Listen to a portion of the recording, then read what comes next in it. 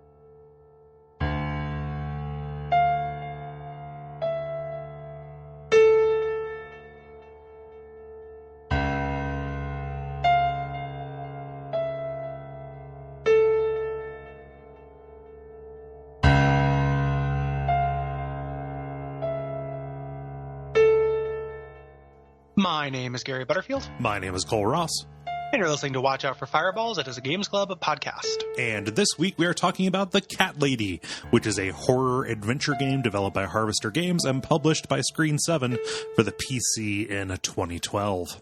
Yeah, I had no idea this was this old. Yeah, it's pretty old. If you're listening to this, you should play it. I don't think this is a podcast as service. Right. One, I think that this is not something you want to listen to and then play. I think a lot of the surprises. Yes. The other thing is you probably already own it. Like, doesn't this show up in Humble Bundles like basically nonstop? It is on sale for 4 cents on Steam. Yeah, it is almost always on sale. I don't know that it has showed up on any bundles, but it is very, very frequently put on sale. Like, there is no reason to, there's no monetary reason not to have this. Yes. Yes. The only reason not to have it is if you hate 3D platformers, because this is the depression-based 3D.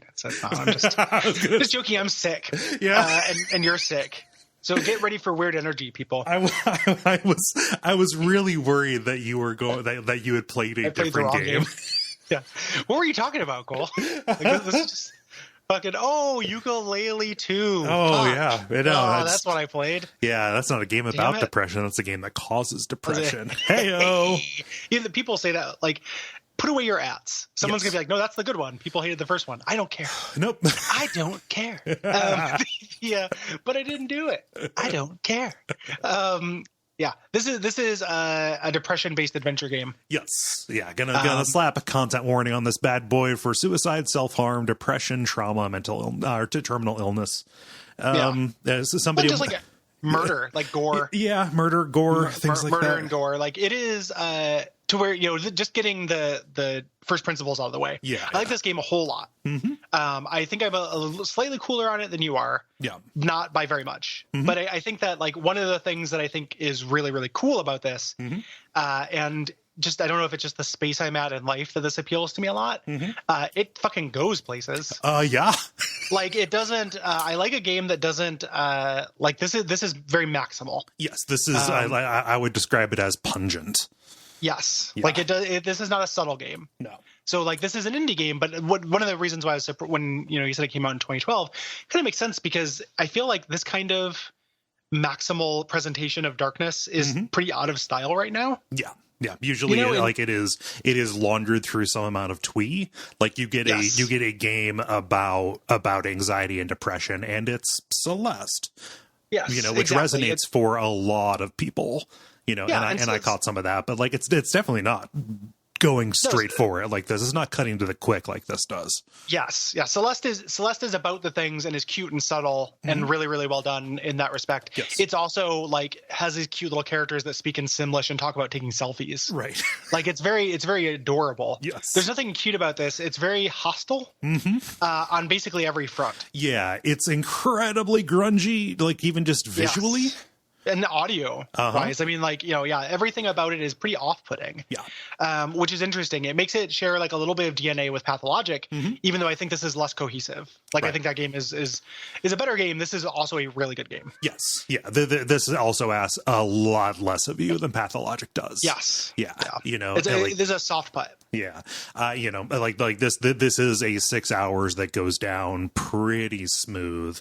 Those aesthetic jags, which I am, I adore this game. You know, like just I streamed this, like, I initially played this on stream for people. Like this was this game came in the middle of a stretch where like games hadn't necessarily made me feel things in a while. Either, horror games just don't really scare me anymore. Like this was so pronounced and so, I mean, it hit me as well as somebody, who lives with depression. A lot of us do. Like this says things that are not usually said and says them in a way that they are definitely not said. That like, the fact that it is kind of a mess and pulpy and doesn't hang together kind of takes a back seat. This is probably like, additionally, taste accounts for a lot of this. This is a bunch of aesthetics and tropes that I am a complete mark for as well. Yeah. That's the your mileage may vary part of this. Yes. Like, and that's, where some of the minor gulf between our opinions on this land is that, like, aesthetically, I don't like this. Like, we'll talk about it in the wrap up. Like, I don't like how it looks. Yeah. But there are a lot of those things I am a mark for as well. And it's one of those things where, like, you said you hadn't been feeling things from playing games for a while. Like, it feels very difficult to me to play this and to be like, well, that was a game. Like, it doesn't have that energy to it where you're going to come away from it not having an opinion. I imagine someone coming away from this and being like, this is not good or that was too much or anything, but I can't imagine someone coming away from it and shrugging. Yeah. It's not that type of game. So there's a lot of value in that. Yes. At the very least, even outside of its actual, qualities that are more, more intentional. Mm-hmm. Yeah. So just, along with those like content warnings and stuff, like we call this horror because that's kind of the only thing that we have to call something that deals in the supernatural and, violent. Right. Somebody on one of my streams, forget who, forgive me if you're the person who said this, let me know. But they said, oh, we only call these games horror because tragedy games don't exist. Yeah. Well, I mean, this is both. Yes. Like this is a horror. Like the large portions of this are like Thomas Harris novels. Yeah. Like a large, we'll get into it. We start talking about the premise, but a lot of this is hunting down themed serial killers. Yes. Like those parts are pure horror. Yeah. Like that's not a tragedy. That's just, horror. Like that's just horror. The personal story is like is closer to like a sad indie game. And that's what separates this from like a more schlocky kind of like Texas Chainsaw Massacre-y thing, even though it trades in some of those aesthetics. Yes. Yeah. So getting into it, like in this game, you play as Susan Ashworth, a middle-aged English woman who kills herself at the start of the story. Right. So it starts with a suicide note. Mm-hmm. And instead of dying, she is taken into the service of this Lovecraftian being called the Queen of Maggots, who makes her immortal and tasks her with killing these 5 parasites, these murderers who will prey on Susan and the people near her. Yes. And we'll get to that's very early on in the game. Like the quibbles that I have with this thematically, like kind of start and end with that generally, like we'll get into it. So it's the way this plays is a very narrative heavy adventure game. So the mechanical generalities will be brief, but there also are adventure game ass puzzles. Yes. In this, like this is an adventure game. Like if you miss adventure game puzzles, they're here. Yeah. They are present, and I think that is also a little bit of a function of the era that this came out. I think that if this was if development on this started, a year later, and Telltale's The Walking Dead had already been out, Rem Bukowski would have been more comfortable, I think, making this more narrative heavy. Yeah. Yeah. And it ends up being both. Yeah. And the adventure game stuff in this is good. Good to fine. None of it's wonderful. It's fine. You know, it is nothing feels screamingly, very few things feel screamingly unfair. And adventure games, we talked about that, it being an easy genre because you can always just get past the roadblock. Yeah. You know, it's just looking at your phone away. Yeah. But generally this game skews a little bit, skews more towards story than the mechanics. This whole episode is going to be one big spoiler. We're going to be looking at this. I think the ideal case would be if you haven't played this, listen through the generalities, go play it, or at least enough to get a feel for it, and see if it grabs you, and then listen to the rest of it. This is not WAF as a service. No. Yeah. And maybe just talking about it, you'll be like, oh, I'm not interested in that. I don't want to talk to clouds on a sunny day. That's fine too. Yes. Yeah. So one of the like kind of like innovation-y, it's kind of hard to call it that. What's different about this? It's just different. The adventure games is there's no mouse control. You control entirely with the keyboard. All navigation happens in 2D kind of side scrolling. Figures here. Interviews, with the guy who talks about this, he talked about how it was to avoid like pixel hunting for things, which is it does do that. For things. It ends up making like there's a little bit of a thing I had in this where I had a little bit of like, and this is basic as hell, but I'm just gonna say it because I don't give a shit. I wanted my guy to walk faster. Like I had a little bit of Night in the Woods syndrome with this, specifically the long series. Well, the beginning for sure, and then the puzzle of checking the apartments. Okay. Yeah. Like I was just like, man, I just keep walking back and forth, and it's so slow. Like if this were like I missed that double click on the edge of the screen. Yeah. Kind of thing, for sure. So this is it's something that has pluses and minuses. Like you go really slow, you're always locked in. This allows it to do reveals because you don't have a full view of the scene until your character does. There's a lot of like reveal scares that don't make any sense because your character would see them walking directly toward them. Like it is revealed with a scare cord as the side scrolling camera just pops over to somebody standing there in the periphery. But it works. That stuff all works for me. Like the way that this uses adventure game jump scares, which are not two words that generally go together. Right. Yeah. And so something about like the side scrolling thing, the like a limitation of this, the interaction model is so simple that oftentimes like things that would be easy to do in point and click require just a little bit more effort. There's a little bit more friction to like test things against each other. Like there's one puzzle in the next to last chapter where you have to cut up a dress. And you can't do it when it's in your inventory. You have to put it back on the dummy that you got it off of. Yep. Yeah, that stuff is all a little bit silly. Yeah. They're like there's just like weird little frictions caused by the interaction model. But it's one of those things where like that's kind of a racist grandpa problem of adventure games and kind of something they signed themselves up for by picking this interaction model. Yeah. Well, part of I mean, it's made in an adventure game studio. Yes. Right. Yeah. So that is like I made a game in an adventure game studio. It's basically a game maker. Like it is, it is a very elementary game making engine. They stretched it. They did cool things with it that you wouldn't necessarily, be able to do. But part of those limitations, it makes me think that like not even just doing it side scrolling, but being able to have an inventory interface. Yeah. Is something that they would have been able to do. Part of the other impetus behind this was being able to play it on a laptop. Yeah. So just being able to play with just a keyboard, like they wanted this to be accessible to, to everybody. Yes.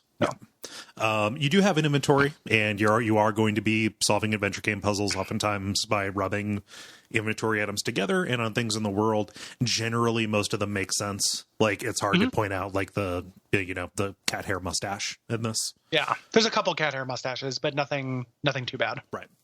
Yeah. But the majority of the story unfolds through the dialogue that you choose. Though the story itself is very linear. There are multiple endings, but the content of them is all pretty similar. A lot of what you're doing is either basically just like acting as Susan or, being the director saying, okay, this is how she would react to this. Like here is how cynical she is versus how much she is trying to get better or put on a brave face, etc. It's just a matter of like expression more than anything. Which is a Walking Dead thing. Yes. Walking Dead drew some fire for like the choices not actually making a difference, but really that is, that was a role-playing game. Yeah. Like the idea was you choose your version of Lee, and that's the version that exists. That happens here as well. Yes. Like you choose your version of Susan. You can say two different things. They might get a similar result, but you say different things because that's the version of Susan you want to play in the world. Like you're helping to craft the story. Yeah. So, yeah.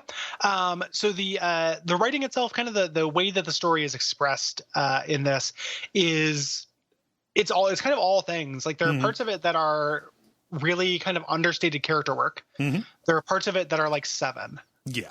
Like the Thomas Harris comparison is not willy-nilly in this. Like that's the guy who wrote the Silence of the Lambs books. That feels like an influence on these Parasites to me. Yes. Quite a bit. So it kind of goes back and forth between this pulpy horror, like serial killer, sensationalist stuff, to kind of lower stakes character stuff about kind of trauma and depression. Yes. And flip-flops between them, and then additionally is bisected down the middle by the introduction of another major character halfway through. Yes. And then all of a sudden you have this emotional core that is an unlikely friendship between these two women. Yeah. Yeah. So, Yep. And spoiler, that latter part is something that really works for me. It is the thing that works for me most in this. Is the relationship between Susan and Mitzi.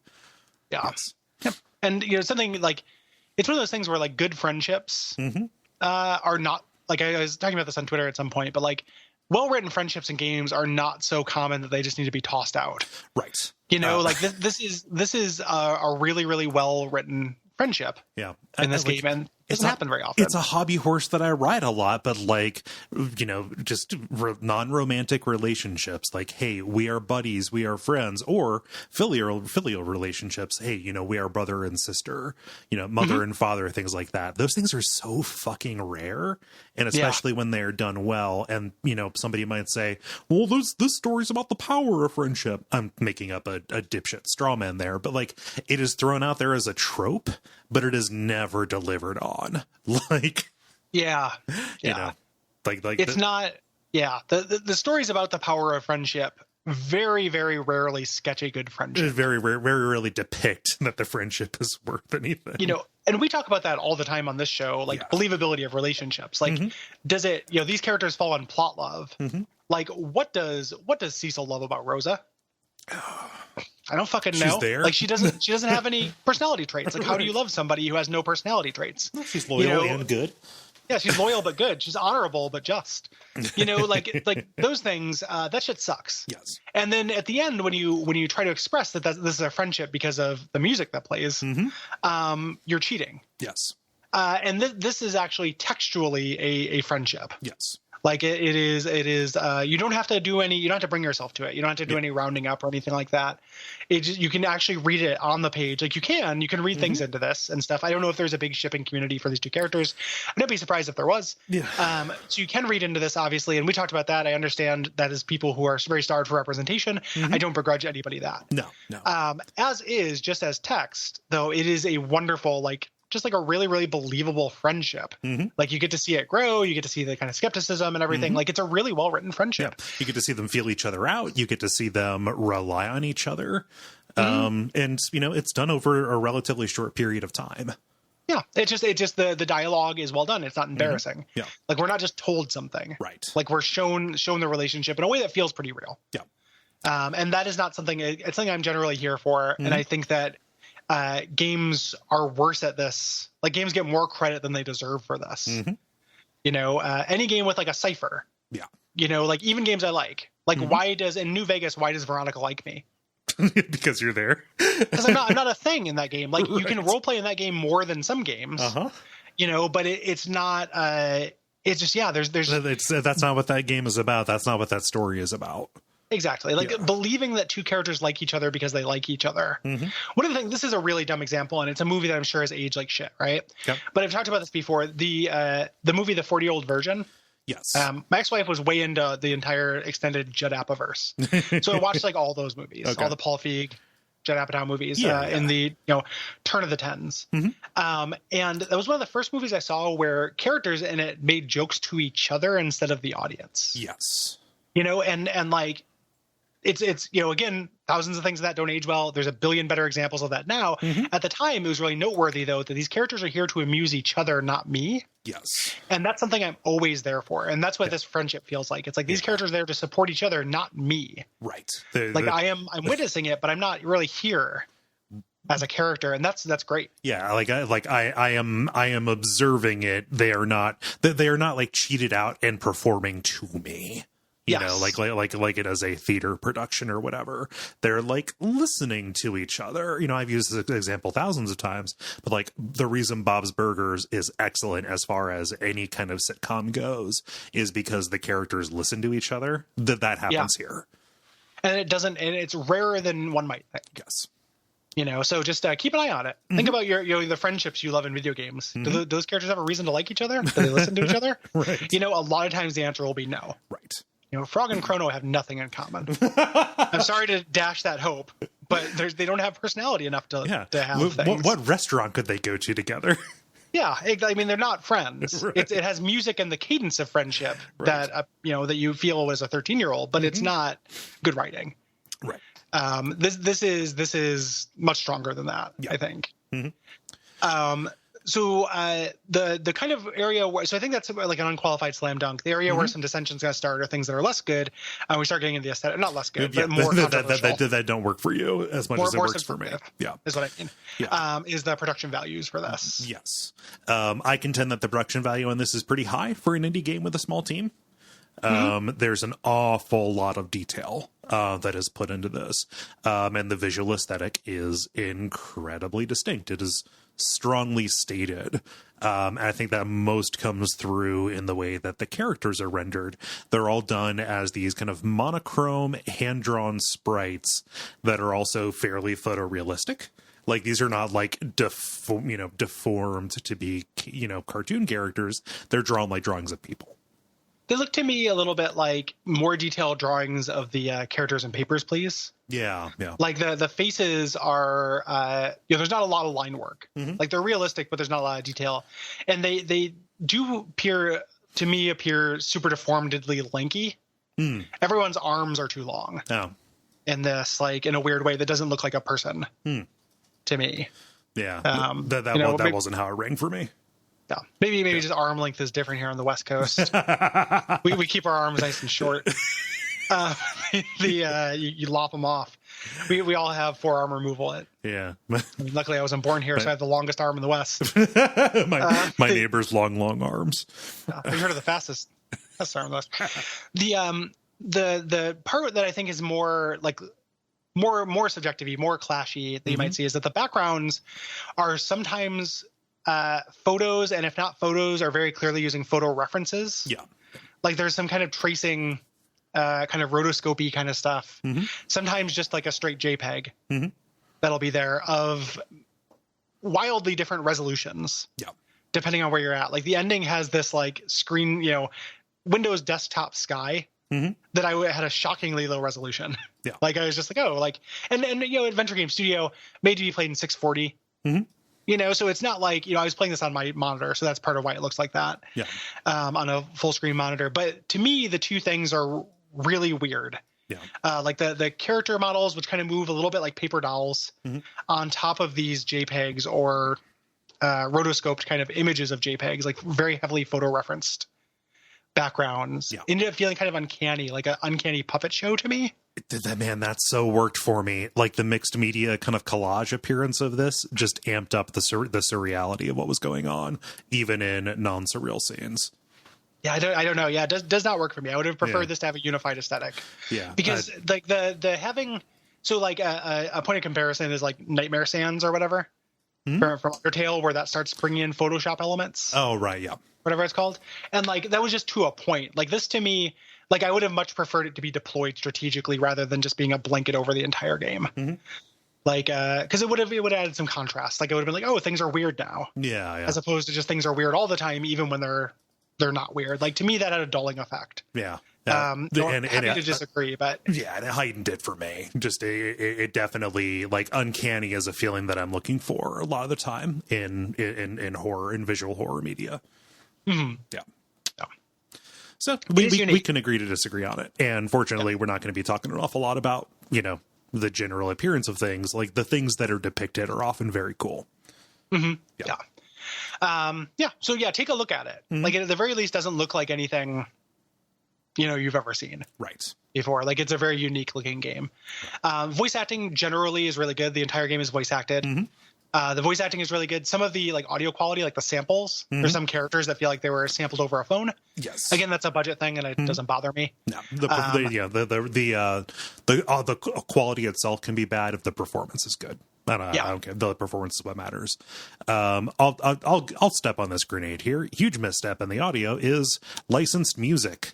Boy, does it step on a rake with this. It's horrible. It's horrendous. Like you'll just be doing a section and then your character will walk and the camera will shift and an acoustic guitar will start and I'll groan out loud, so loud that the world will hear me. Just like, shut up. Like I was complaining about this in the Slack where there's like a time where like every indie game always had a song in their trailer called Deep Down in the River. About a drowned girl or something. Yeah. It was just like a real thing. Like, hey, let's be a white guy indie rock band that does a song called Down in the River. And this is like all down in the river. Yeah. It's and like it is this guy's taste. Like in his interviews, he has talked about like the character references and stuff. And he, generally pulls from, like mid 2000s, emo kind of stuff. The worst. Yeah, it's not great. Yeah. And like it sucks because it comes at these really heightened moments in the story when you're supposed to, really be feeling it, either the highs or the lows, and it undercuts it. Like it's pretty laughable when it happens. It's very risky to do that in games. Like to have a vocal song pop in. Yeah. Like sometimes some of people's like favorite moments in games like that happens, but it's very risky. Yeah. I mean, we did Alan Wake, and with the exception, it's a real Poets of the Fall kind of thing, actually. Sure. Yeah. There's some Poets of the Fall stuff happening here, but like, some of the selections in Alan Wake worked pretty well. Like that Poe song, Space Oddity, this is not Poe or Space Oddity. No, this isn't anything you'll recognize. Like this is not, as soon as she decides to get revenge, it starts playing Queen Bitch or something. It's not that. It's some guy. It feels like a guy the guy who made the game knew. Yeah. Like, and it's like, hey, you're gonna make a game. That's awesome. My band can do music. Mm-hmm. Cool. And then he just wrote these pretty embarrassing indie rock songs. Yeah. Like if I were in like a rock club and this came on, I would leave. Yeah. Well, you can go like, so the bands are listed in the credits and you can look at like, they have videos and stuff, but I'm going to grade this on the Europe curve, or I'm going to offer that excuse. They live in Europe. They don't have access to good music. Yeah. It's before good music came. We haven't colonized with music yet. Boy, that's a thing to say. You can talk about colonizing Europe. They've earned it. They've earned it. Yeah, they're fine. Yeah, hit me. I want you to hit me. So it's embarrassing when it pops up to me. And this is another thing we're mildly different. Is the score did not stand out to me because I feel like the game kind of trained me to stop paying attention to music. Trained you to mute the audio track. I can understand that. Also, we have different tastes when it comes to like a preference toward like moody or ambient-ish music. I think a lot of that works really well when it's done here. And that music was composed by Rem Mikalski's brother. There's a lot of weird cat jazz that happens. There's a cat about time for some jazz. Happens a few times during this, but like the score stuff, like I don't think is nearly as offensive as the lyrical stuff. Right.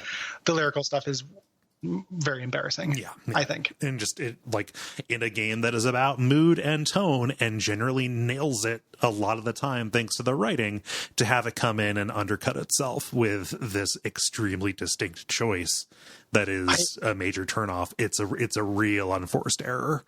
I'm really excited because there's a game that's on our schedule that we haven't announced yet that ends with a song that I cannot wait for you to hear. Like I cannot wait for that point. Like I want you to text me day or night when you get to the end of that game. So wait a minute. You'll know it when it happens. Oh shit! No, I know which one. I think I know which one you're talking about. No. Oh shit. Yeah. No. Yeah. Okay. Bleep that. But yeah, it's horrendous. So it's amazing when it happens. Yeah. It's like the Last Express. It's like the mechanical death bird of that game comes in the last little bit. I just maybe that shouldn't be allowed to happen. If you're going to do it, it has to be the end credits of God Hands. Yeah. Make a joke. Yes. So that's the stuff we talked about. This game and its predecessor / sequel. They were done in Adventure Game Studio. This is kind of the main, the main creative work here is a guy named Rem Mikalski. I'm not going to try and pronounce his full name, but he grew up in Poland and he spent 12 years working as a nurse in England, kind of before developing Downfall and then this game. And he did a lot of stuff here. Yeah, it's not singular, but it's a very small team, if anything. Like this is auteur-y. Yeah, it's got auteur-ness to it. Yeah, like he did the writing, game design, artwork, animation, and then his brother did the original soundtrack. So yeah. So this is the sequel predecessor to Downfall. It has some ties to that. Yes. And because this game was so successful, he was able to move back to Poland and start developing games full time. Right. Yeah. His past, like, as working in the medical field and working specifically in like nursing and hospice, really come through. This is a person who has dealt with and witnessed mental illness quite a bit. Yeah. Yep. And this is kind of the first game in a trilogy that is called Devil Came Through Here. That is that just was applied at the end as Rem was developing Lorelei, the third. It is followed by a remake of Downfall. The chronology on that is super weird. You kind of have to unfocus your eyes. And the conclusion just came out in 2019. Lorelei was one of my favorite games this year, because I am all about this shit. So... I watched the trailer for it, and it's the music's better and it's more cohesive visually. Yes, like it's both those. This feels like, as far as both those things, like obviously like the more. I mean, the original Downfall is also that looks more like a traditional video game or adventure game as well. Yeah. It's like more this pixely. is the game in the trilogy that looks like this, and sounds like this. Yeah. The Downfall remake takes this aesthetic. Oh, gotcha. Yes, gotcha. Lorelei looks much more traditional to me. And the song in the trailer is fine. Yeah. No, the music in Lorelei is generally better. Mostly because you are playing as a teenage girl and listening to like more like straight up punk kind of stuff. Yeah. The as opposed to the kind of music that Susan listens to. Yeah, it's Susan listens to the same music Rem and his friends do. Yeah, Rem and the Rowdy Boys. Rem and the Rowdy Boys. Poland crew. Yeah. Yep, Rem and the Boys back at it again. Krispy Kreme. So we're gonna go ahead and we're gonna get into it. Yep. So this is your jumping off point if this game sounds interesting to you. Yeah. Music.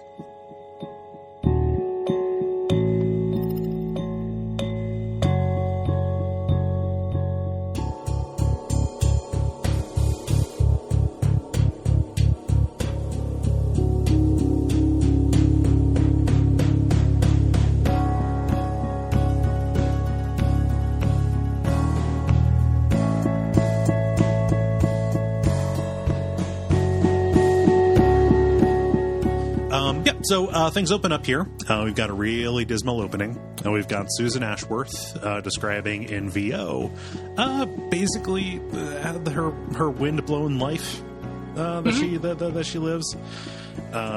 She is incredibly misanthropic. She really doesn't have anybody in her life, and she only trusts her cats. And basically, they're the only things that she is going to miss. And her favorite cat, this black cat named Teacup, stays with her until the very end. Kind of opens up on this striking image of her and Teacup just kind of staring at each other. Yeah, Teacup, like this photorealistic cat, like slow blinking at her as she dies. That reminds me, on Facebook, I'm part of those animal groups. Yeah, and I keep seeing one of those, like the dodo stuff like that, like the sad animal. Yeah. Stuff. Like one of those, it's not the dodo, but one of those other story things keeps saying this story about like this guy who was going to kill himself and didn't when his cat came up and like rubbed on his leg. And if you own a cat, that happens all the time. I understand. Well, good. Yeah, but if you were like you're right on that moment, like reminding you of like, oh, what's this thing gonna do? Oh yeah. When I'm gone, like it actually is like pretty touching to me. Okay, yeah, no, I was thinking my cat rubs my leg 4 or 5 times a minute. Well, you never kill yourself, right? Ah, okay, there we go. So it works. It clearly works. Yeah. Yeah. I was just thinking about that as like a sweet thing because it's nice to be wanted by a living creature. Absolutely. No. And I just I don't know, like I played this game before I got a cat, and then I replayed it after getting a cat. Man, Greta's been such a good force for me in my kind of mental health. Yeah. Just generally, I fucking love my cat. Yeah. So pets. Pets. Get a pet. They're good. Yeah, it will change your life. Yes. Get a pet. Get a pet. Yep. But Susan is in a bad way. Her problems cannot be solved by having a pet, and she has taken all of her prescription sleeping pills. And before she fades out, she says, "I've only got one thing to say now. Thanks for nothing. Goodbye." Yeah. And I have to admit, like, this game took a minute to grab me because I don't like this opening. Mm-hmm. I think chapter 1 in this is bad. Yeah. Like, and it gets good. I'm not shitting on this game. I like this game quite a bit. Mm-hmm. The beginning of this is really annoying to me. Yeah.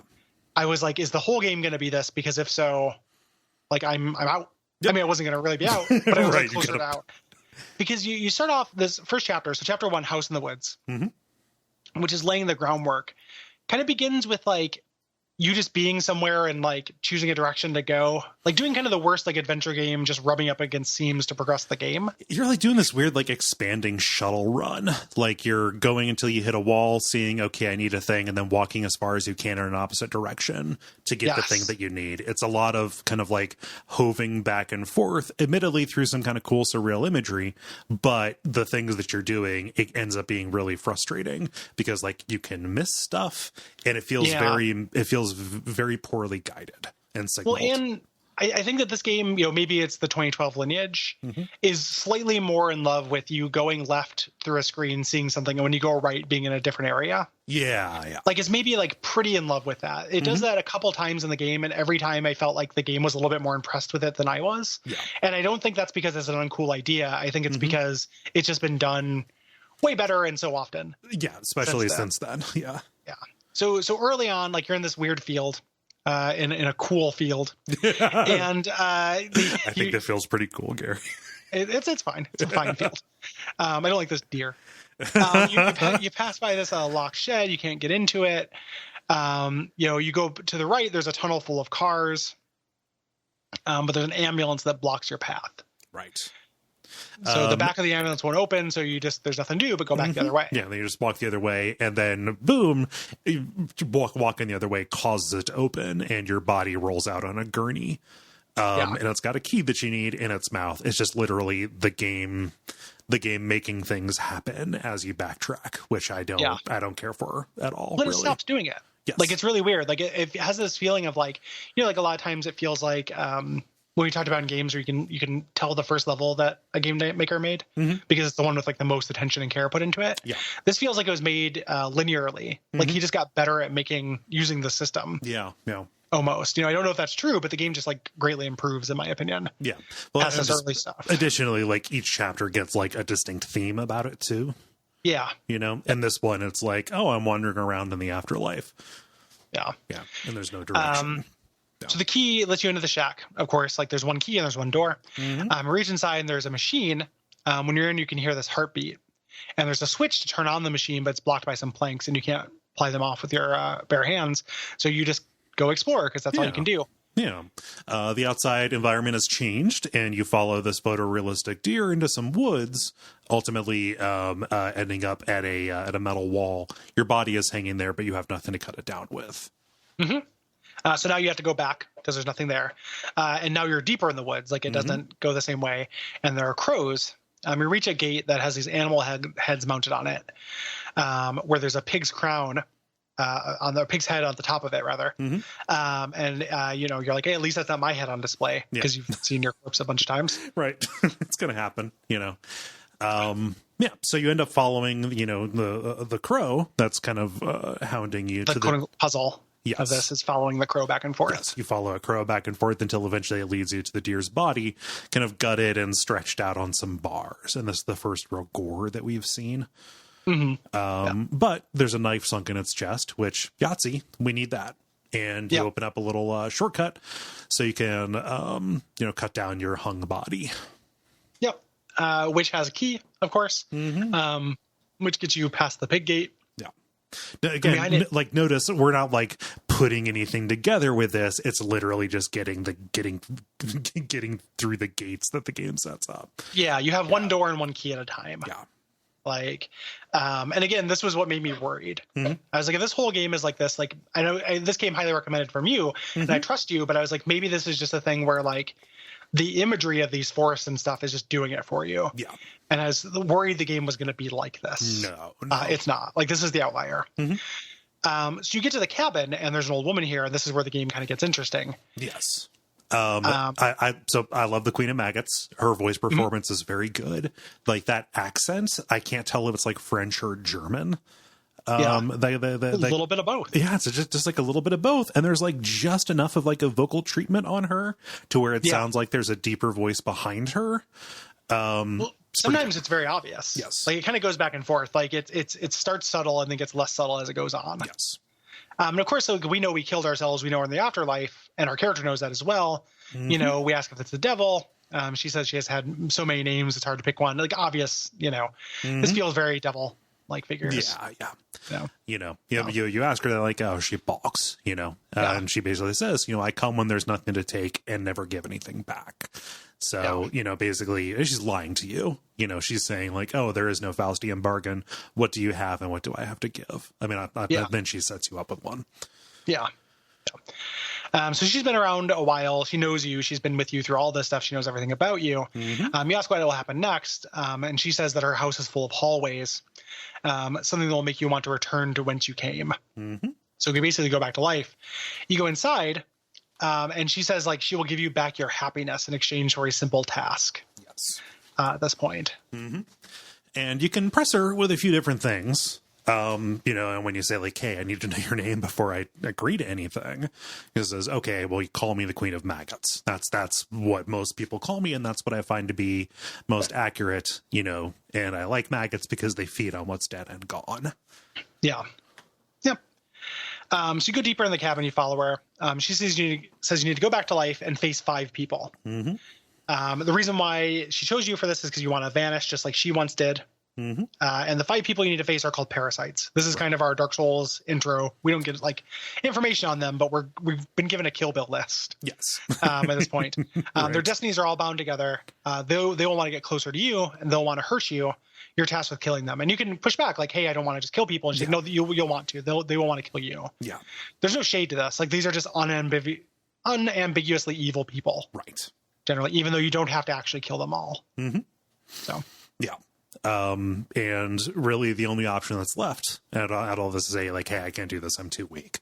Like why would you ask me to do this when you've seen, kind of where I'm at? And she says, all right, well, you'll have immortality to, before you can accomplish the task. And Susan doesn't like this. She just wanted it to be over. But now the Queen of Maggots has taken away the last thing that she had, which was the option to go. Yeah. Yep.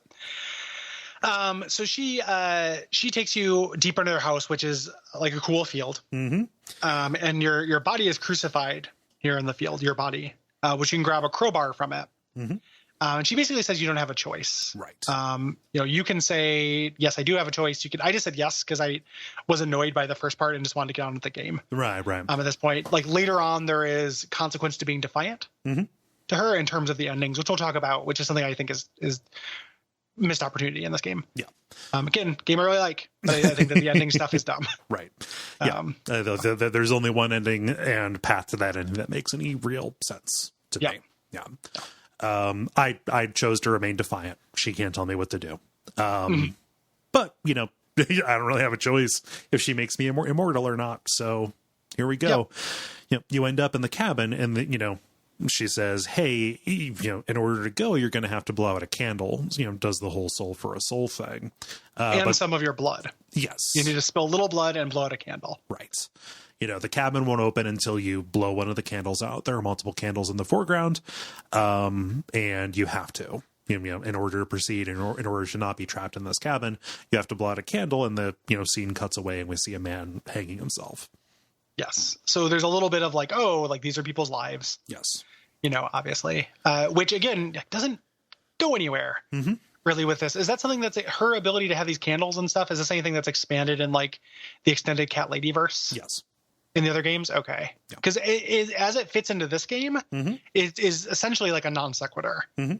Later on, when you meet this character again, you call her out for what she is, which does not follow with what came before. And I think that you're just wrong at that point. I think your character is just wrong, but it's pretty weird. Like, we'll talk about it. Yeah. But this is something I expected to have pay off. Like, I was like, oh, like I thought this was going to be like The Box. Like that Richard Kelly movie and Twilight Zone episode where like the guy comes and gives you a box and says like, press this button. Oh, yeah. And one person, you don't know, well, you'll get $1 million, et cetera. Like, I was like, oh, this is going to be people she didn't want to have die. This is going to have consequence because that's, that is fiction, right? Like, but it doesn't come up. Like, it's not really a thing. Right. It's it's here to demonstrate that Queen of Maggots has this power over people and souls. Yeah. Here at this point, like getting, it is most expanded upon in Lorelei, which concerns itself more with the Queen of Maggots and like what she actually is. Yeah. Yeah. Well, because the end of this, you accuse her of being something that she's clearly not. Yeah. That lines up like a little bit, but it's not the whole story.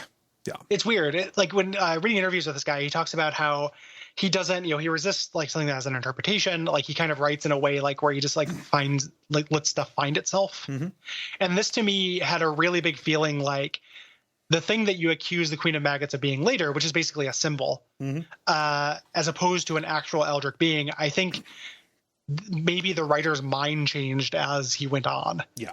Like he stumbled upon the denouement scene with her and was just like, this is better. Yeah. So let's go for it. But it doesn't, the beginning of it doesn't set you up very well for it. No. It's weird. Yeah. Like I just kept expecting there to be a tale for it. Like this whole chapter is almost, other than just getting the parasites, is basically, it's a bit of a, like, bit of a Shaggy Dog kind of thing. Yeah. I'll agree with that. Yeah. You blow out a candle, you see a man hanging themselves. You go back to the shack with your crowbar. The machine is not on, so you can, and you this whole time, she said you had to shed a little blood, and you can be like, well, maybe I don't want to. She's like, don't worry, it's just a little bit of blood. So when you return there with the crowbar, you pry off the boards, and you can stick your arm into the hole to press a button here, and a saw-like blade trap, like a guillotine, and it comes down, like, and you see this in like inside view, like you see her hand reaching into the hole, and her arm is cut off at the shoulder. Yep. And you just run around panicking as credits roll. Yeah, and very bad title music plays. And horrible music plays. And again, pretty worried. I like that my arm was cut off. Yes, and her like the panic expression and the blood spraying everywhere. Like, oh, I'm down for that kind of grungy gore horror. But I mean the music. Yes, yeah. But so this takes us to chapter 2, Second First Breath, where Susan has been found. Like she came back to life, but she's in a psych ward at a hospital. You actually just wake up in a psychiatrist office, and you're talking to Dr. X, who immediately expresses the strongest parasite energy imaginable. Yes. Just real creep. Yeah. And there's also that conservation of detail thing. Like, now that I know that there are 5 parasites and there are 7 chapters in the game. Right. Like, oh, I'm going to meet a bunch of these parasites. Like, everybody I meet. Probably want a chapter. Yeah. Yeah. Yeah. But he says something meaningful at the start. I always wanted to be an artist myself. I think you can comment on some of the art that's hanging in his office. I've always wanted to be an artist myself, but it'll be a long time. I often say my patients are my canvas, which cool attitude, medical professional. Yeah. Yeah. And it's kind of early on in the game where like, I did not know what exactly the game's steez was. Yeah. How literal to take that, or how well written the game was. I didn't know if this was something that was supposed to be a clue, or whether something that was what an inept writer might think a psychologist would say. Right. And it's more confident and more competent than that. Yes. So he gives you evaluation, and this is kind of a choose your own adventure of your past. Right. The thing that comes out is, Susan says, okay, I used to be a nurse, but I haven't really been working. Then we flash back to when Susan woke up from the pill coma, and the doctor confirms, hey, there's no permanent damage. And there's nothing wrong with your arm. Yeah, they assure what happened to my arm. What happened to my arm? And like those psych evals where you are talking with Dr. X, those are kind of peppered in throughout this entire chapter. Like, this game does montage in play in a weird way that I don't see very often, actually. Yeah. And also a way that I think it gets better at. Yes. Again, like there's a weird linearity to this game, as like, even, it's almost like my favorite chapters go as the game goes on. Mm-hmm. Like, almost like, this is a good chapter. Yeah. But it's better than chapter 1, but it's not as cool as like chapter 4. Mm-hmm. Like they get better as they go. They get better at the montage. They get better at telling stories non-linearly. Mm-hmm. Like, it just takes a while to vibe with. Yeah. And like really understand what it's doing here. Mm-hmm. So you have a nurse who comes in named Liz, who talks to you. She's the first person who sounds like she recorded a dialogue over a phone. Yes. She's very friendly, says that you're lucky because somebody walked in on, your daughter came in at the last minute. Mm-hmm. And watch, you're like, I don't have a daughter. She's lying. It's like, well, why would they do that? So setting up a mystery for later. Yeah. And she basically, you kind of talk to her about her life. Right. For a while, which ends up being important. Very. She is complaining about her roommates. She's talking about how this job is really weighing on her, as often it would. Right. And she even, warns you about Dr. X, saying he's like, there's something wrong about him. But then she corrects herself. Oh, he's a really great guy. You should trust him. Yeah. Basically that he has a weird smell. He's a huge flirt, fucks anything with a skirt. But I like him. A lot of people don't like him, but I do. Yes. Yeah. We cut away to another segment where Dr. X is asking about, relationship with your parents. You can answer in, multiple different ways. You can say, basically it's like a multiple choice past kind of thing. Mm-hmm. Yeah. Yeah. Yep. So then you go back to this, and this is the adventure game section. You do some adventure game stuff to get out. Yeah. You've got to get out of this hospital because you don't really think that they're going to discharge you as it goes. Yeah. They said that you just need to talk to Dr. X first. Mm-hmm. And he's called, is Dr. Xavier or something. Yeah. It's not like everyone is just calling him Dr. X. Like, he's a super villain, like, right. Just in the middle of nothing. It's Dr. Xavier something. Yes. So basically, you go out to the front desk. The nurse will not help you there. Mm-hmm. There are some discharge papers on the desk for another patient, but you cannot grab them while the nurse is there. So you need to cause a distraction. Very adventure game in like a Leisure Suit Larry kind of way. Right. This is the most Leisure Suit Larry like this game gets. Surprisingly. Yeah. I was just like, I'm really just going to go distract the nurse. Yeah. No. And then you go to the bathroom. I'm like, I am going to just distract the nurse.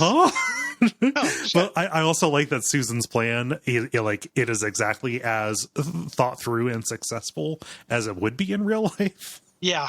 Like, it doesn't work. Like, you're doing this to work yourself further into the web. Yeah. But you go and you meet your neighbor, Anne, who comes out of the bathroom, and she's completely out of it on meds. You can look at her chart and find out, okay, she has committed herself voluntarily, because of her addiction problems. Her performance is weirdly bad. Yeah. Yeah. Like, in terms of just being like, just a very grating in a way that almost feels like it's played for comedy. She talks too slow. Yeah. Yeah. Like, it's like, hey, be drugged out.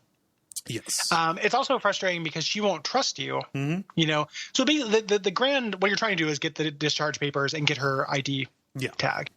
Yeah. She won't trust you unless you know her mom's name. There's a couple of red herrings in this game, that again kind of speak of its vintage. Mm-hmm. You know, that was a big thing in adventure games like in the 90s during the boom, but I feel like they're really out of style now. Well, what thing in particular? That you cannot look through. There's patient files on the desk that don't have her mother's name. Oh, yeah. And that you can hide things under pillows. Mm-hmm. Or you can look for things under pillows. Yeah. But it never comes up. Mm-hmm. In the game, there's a couple, like, and the game is very, you know, you don't have like a verb wheel like Maniac Mansion or whatever. Mm-hmm. You know, it's very intentional. Like, you stand in front of the pillow, it says look under as an option. It's just kind of there for flavor to make it a little bit more interacty. Yeah. But it ends up feeling, with the way this game kind of handles conservation of detail and how it handles your verb set, like, it ends up feeling a little bit just red herring-y. And that also drops off in the game. Mm-hmm. Like, that kind of just stops happening. Yeah. It's really interesting. Like, early on, I was like, oh, weird. You know, you can, there's trap items. Yeah. You can, so the way you're going to distract the nurse is by grabbing a wad of rubber gloves and flushing them down the toilet. You can also grab just a single rubber glove. Yeah. But nothing happens with it. Yeah, no, just because it's somebody else's problem. Becomes part of a fatberg. Yeah, exactly. Yeah. Yeah, it just, like, that stuff goes away as the game becomes more directed. Like, at this point, it's weirdly directionless up until we meet our first parasite. Yeah. You know, like, we are just kind of given the open space of this ward and we're trying to figure it out.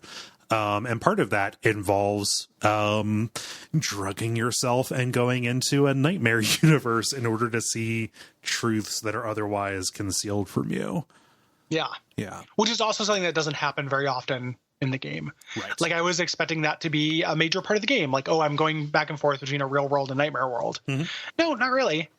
You know, it's more of a thing in Downfall. Yeah. Ah, gotcha. Yeah. So you cause a distraction to get rid of the nurse, so you can go grab the discharge papers by flushing the toilet. There's other stuff you can do in the bathroom as well. Mm-hmm. Yeah, you know, you want to grab a medication cup and shard of mirror. You learn your neighbor's mom's name by running water. And it shows the word lie in a mirror, but it's actually, when you go into the other world, you actually see Sheila is the name. That gets you one of those. And the way you go into the other world is the nurse comes in and drugs you. Yes. Yeah. This straight up patient abuse is what's going on here. Yeah. And in order to get the bracelet that you need, you have to go out into, like, the main room and use a shard of mirror to cut open this gigantic beating spider's heart in the background, the narcotic heart, to fill a medicine cup with some of its red liquid. Yeah. Yeah. Yep.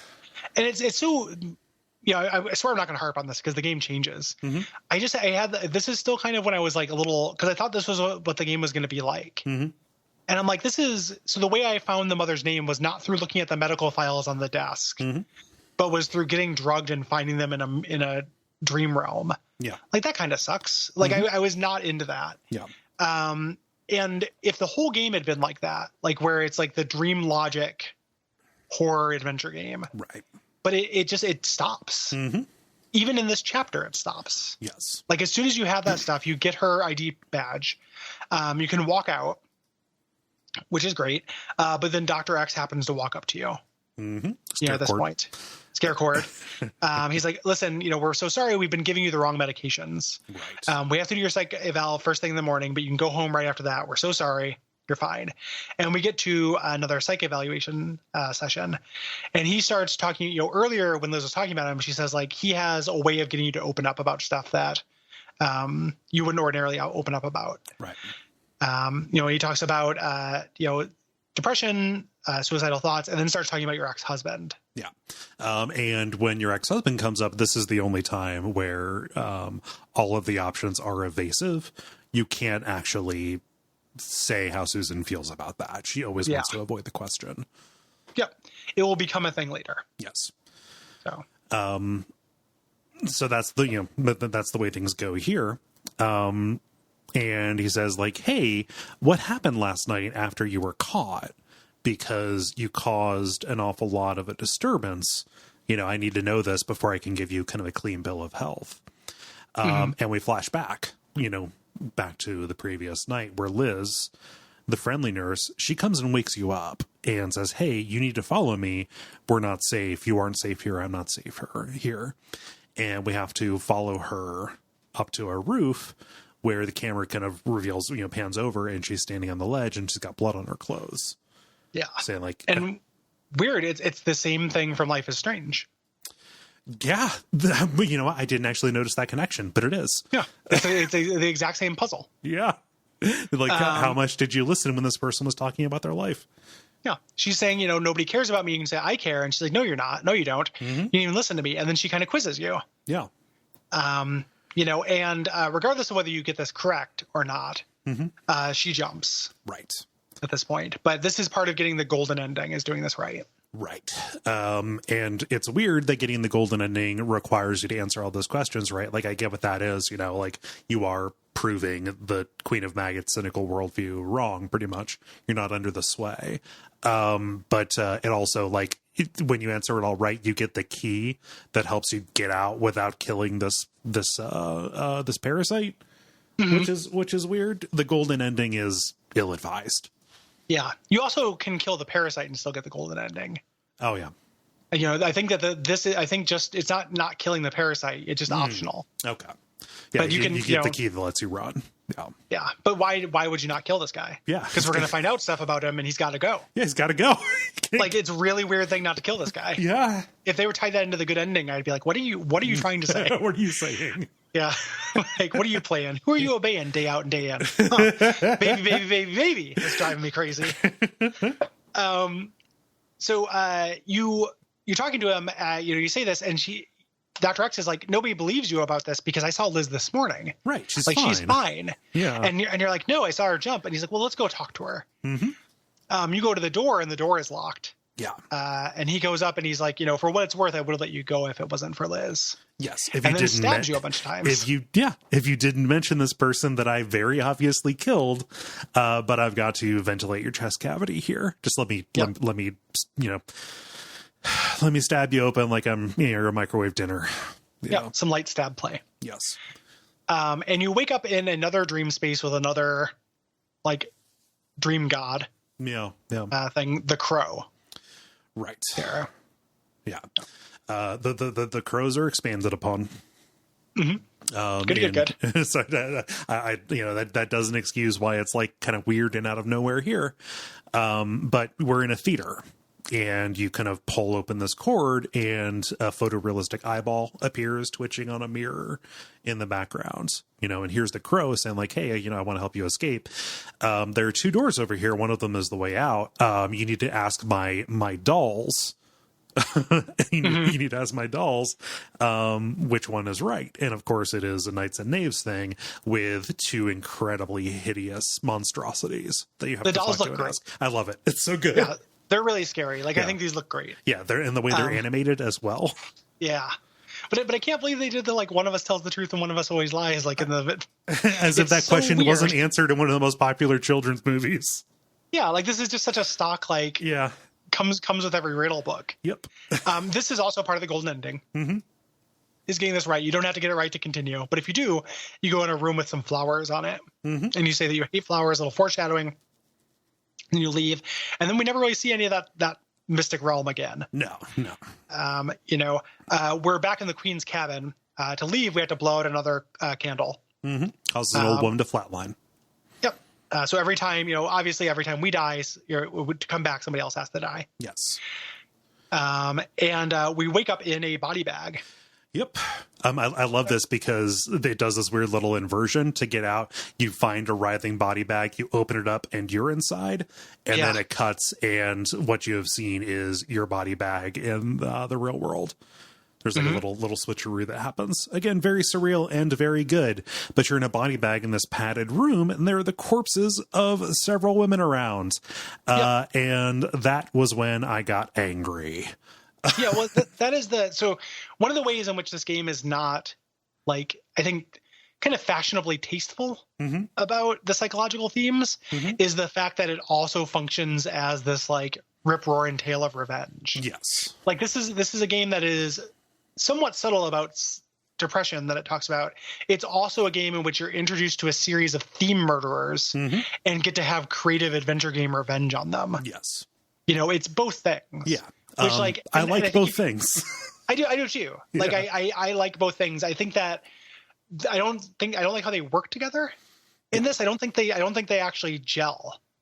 So like this ends up being like a sandwich that is like something I really love with something else I really love. Yeah. It doesn't ruin it, but it's not, it's weird. Yeah. I can imagine people who are here for the like tasteful, like the people who love like actual sunlight, you know, finding some stuff to like about this, but being like, why am I hunting serial killers in a basement? It's fucking Seven. It's Saw. You know, this is like gore porn. You know, it's part of the kind of like weird identity that this has. You know, it's like this might be just made for you as a thing. Like that intersection is the coolest thing. It's possible, yeah. You know, because I like both. Like I am way into, like, once I started seeing this shit, I'm like, oh yeah, this guy's got to go. Yeah, yeah. And I took a lot of pleasure in hunting down the weird theme killers in this. Yeah, no, just I take a lot of pleasure, and you know, to me the resonance is, you know, part of the Queen of Maggots' whole thing is trying to convince Susan, you know, just, oh, you're a victim, there is no justice, you have to enact this justice by acting as, you know, the arm of me. But this is like drinking salt water a little bit while also getting rid of people who definitely got to go. Yeah.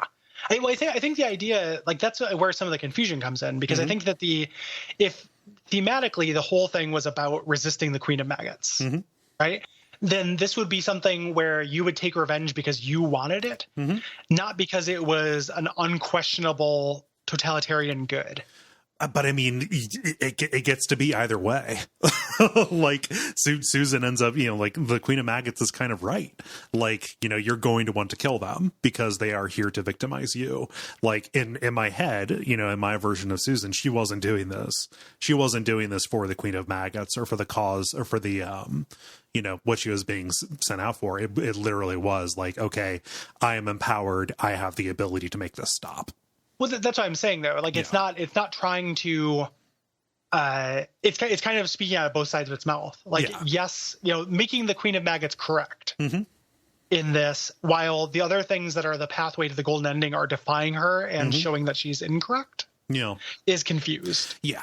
She's wrong about how cynical she is, but she's definitely right that these people got to go. Yeah. Yeah. You know, and it doesn't play with that gray space at all. It's not, it doesn't feel very intentional to me. It feels a little bit like just doing both things at once. Yeah. It's definitely an imperfect joint. Let's say.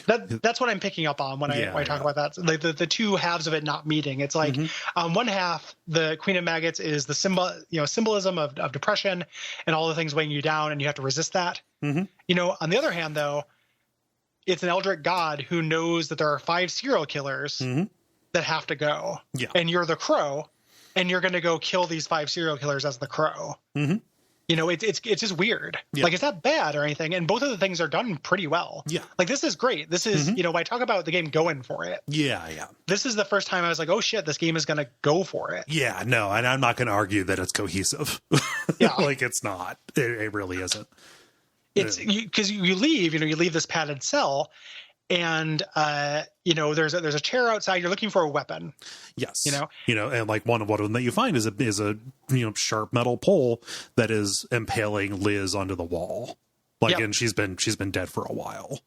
And this whole time you're hearing a woman scream. Yes. Far away, and that is just like the same way that like a phone ringing or a baby crying in the background is just like a low level anxiety patina. It's that here as well. Yeah. Well, also causing anxiety is as you walk through this hallway of like this condemned building, you are seeing, you know, Dr. X's artwork, which is recreations of Renaissance paintings using the bodies of the women that he kills. Yes. Rigged up with wire and caked with makeup to make them look like they're not rotting bodies. Yes. Terrifying. Yeah. You know, super spooky art crime. You know, really, really good. Yes. Yeah. So you can find, you know, Liz tied up. This is where you get the key. Oh, yeah. If you talk to Liz, right? And you can get the key just to leave if you want to leave. But again, who's doing that? Right. Like, somebody would, but just like, boy, that does not feel like the thing to do. If you leave, like if you let Dr. X get away with it, like this building is demolished and all of the evidence of his crimes is gone. He gets away. Yeah. Yeah. Yeah. So instead, you do it like a somewhat out of place adventure game puzzle. Making a weapon to create a good enough weapon. You know, because a stick or a metal blade or a metal shaft is not enough. You have to make this like bizarre ass mace with a doll's head. Yep. On the top, or a spear. Right. Those are each tied to different achievements. Yes. I always go, if you don't go with the mace with the doll's head, you're a cop. No, sure. Yeah. But yeah, like you put it together with a table leg, saw blade, and a baby doll head, and you walk over and see Dr. X with his with his victim, the screaming woman, and he is blindfolded and he is dancing along to her screams. He's blindfolded so he can focus on the sound better, and he is dancing because he believes the screams are the best music as it goes. Just real spooky psychopath dude. Yes. You can say a one-liner to kill him. I didn't say anything because I did not exactly know how pulpy this was going to be yet. Mm-hmm. I was like, I don't want to get caught. Like maybe that's a fail condition. But no, it's kind of a superhero origin story. Yep. No. Like, again, in the way this game is kind of everything. Yeah. Because at the end, you untie the girl, she's like, oh, he would have killed me, blah, blah. She asks who you are, and you can just say, like, I'm no one. I'm Susan, but you can say, call me the cat lady. Mm-hmm. And there is this kind of like very The Crow. Yeah. Like energy to her. I'm here for it. Yeah. It's bonkers. I'm also here for the one-liner where you can say, what's up, Doc? Right before you kill him. If you do the spear, which I did, not because I'm a cop, right? Because I just happened to solve that adventure game puzzle first. Okay. You can say, you'll feel a little prick, which is pretty good. But yeah, you rescue that woman and you get out, and there's no follow-up on this. The cops don't come because like this takes place in just a really dismal kind of area. Like just this kind of crime doesn't really get noticed as we head into chapter 3, River. Which is a chapter that I really enjoy. It is best not to play this for optimal, like trying to optimize it for the golden ending. Yeah. But like it is you in your apartment, just basically trying to get your life started back up. Yeah, this is really creative and cool. This is the thing that I feel like is like fashionably an indie game about depression. Yes. Like this is artful. Yeah, and I felt this. I felt this very strongly. The particular ways that things can go wrong and Susan's reactions to them. Yeah. Yeah. So they introduce a new UI element here. Yes. Like it starts off with a poem. You're standing on a bridge at sunset. You're reading a poem called River, which was written by one of the developer's friends. Mm-hmm. And you have to go home and basically like, these are the things you need to do to relax. Yes. And you have 2 meters. Mm-hmm. You have like a bad things happen meter and a relaxation meter. Yes. Yeah. And they can both, like filling one up doesn't diminish the other, and, the fail condition is maxing out the bad feels meter. Mm-hmm. But you've got to, in your apartment, take a shower to get all the blood off of you. You are covered in blood. You got to eat. And you got to have a coffee and a smoke. And, you need to see your cats because it's been a few days. Yep. And just check them out. So you're basically doing very mundane things in kind of an adventure game engine. Yes. Here, you go to take a shower, but the power goes out. So you have to go put coins in the electric meter. A little, cultural translation stuff here. I was like, oh, weird. That's you go ahead and pay the bill. Yeah. It's like, okay. Go make yourself some food. There's a leftover burger in the fridge. You have to not overcook it. Again, kind of a cultural thing. I've never had to account for the wattage of my microwave when cooking something. No, I put it in for 90 seconds and that was wrong. Yeah. And it's like, that made it uneatable and 60 seconds would have been fine. How fucking powerful is this microwave? He's British. Yeah. He's Polish. What are you guys doing? But that is a small thing that fills up your bad feel meter. And I don't know, I've burned some food when I cooked it and it happened at the wrong time. And that was the last straw for me. And kind of ruined the rest of the night. When you go to make your coffee, you can either use the milk from the fridge or use some Coffee Friend drink whitener. Yeah. And it's kind of dumb that you open up the milk and pour it in and don't notice that it's gone sour until you taste it. But, I can also kind of see, depression makes you not pay attention to things, that's just her mind is elsewhere and you don't notice it until you drink a bunch of bad milk. And then, okay, yeah, no, just throw it on. It's just this death by 1,000 cuts of just little shit going wrong. I feel it really hard. I feel it. Yeah, it's good. Yeah. It's really good. It's good too because this is where I can imagine. I don't actually know if it has, but I can imagine this chapter drawing some criticism because it's not fair. No. And that's something that they end up saying, like those end up being kind of arc words, to use a TV tropes thing, where people say like, tell you it's not fair. Yeah. At some point, the Queen of Maggots tells you it's not fair. And again, that runs a little bit into like, is the Queen of Maggots right or wrong? Like, but here, if you're trying to play it to be optimal, you almost can't do it the first time. No.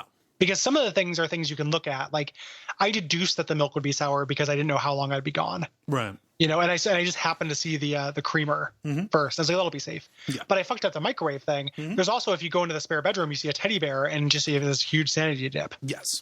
And like all you're doing is exploring a space because that's what you do in adventure games and in video games. You haven't done anything wrong. Yeah.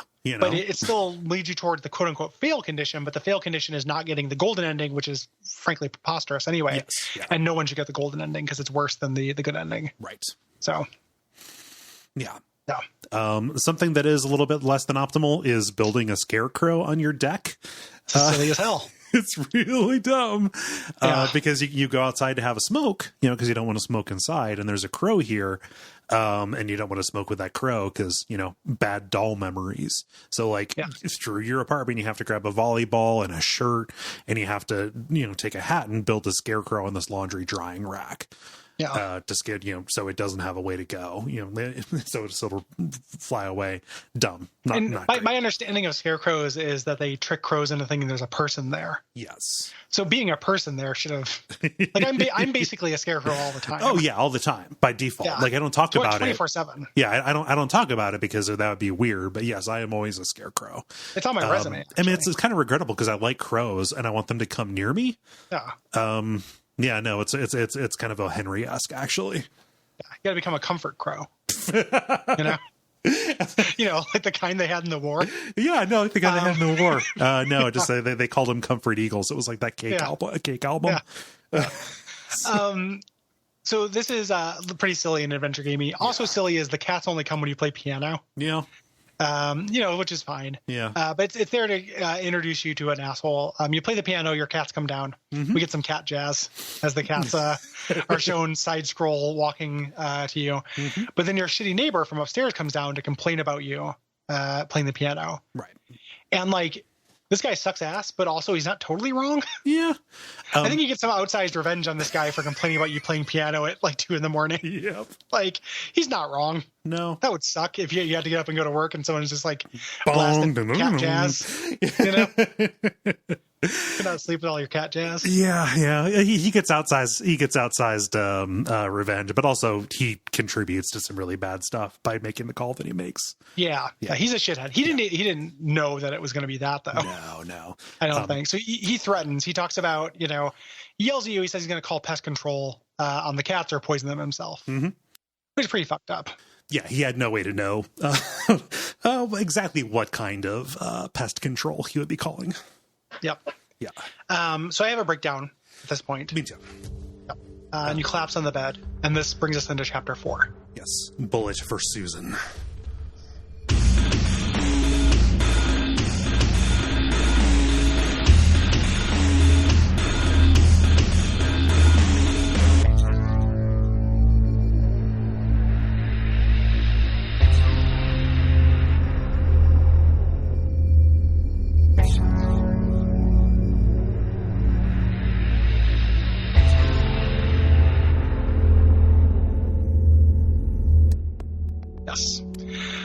Which has the pest control van barreling down a street towards a dilapidated building. A man drags a body out of the van, and we get this kind of flash of this horrible imagery. This is clearly another parasite. Yes. And you think, okay, pest control, they're headed to the apartment. No, they're headed away from the apartment. And, that body, quite obviously Susan. Yep. And again, this whole chapter is done in montage. Yes. So you get this young woman is knocking on the door. So you wake up, and this is Mitzi Hunt.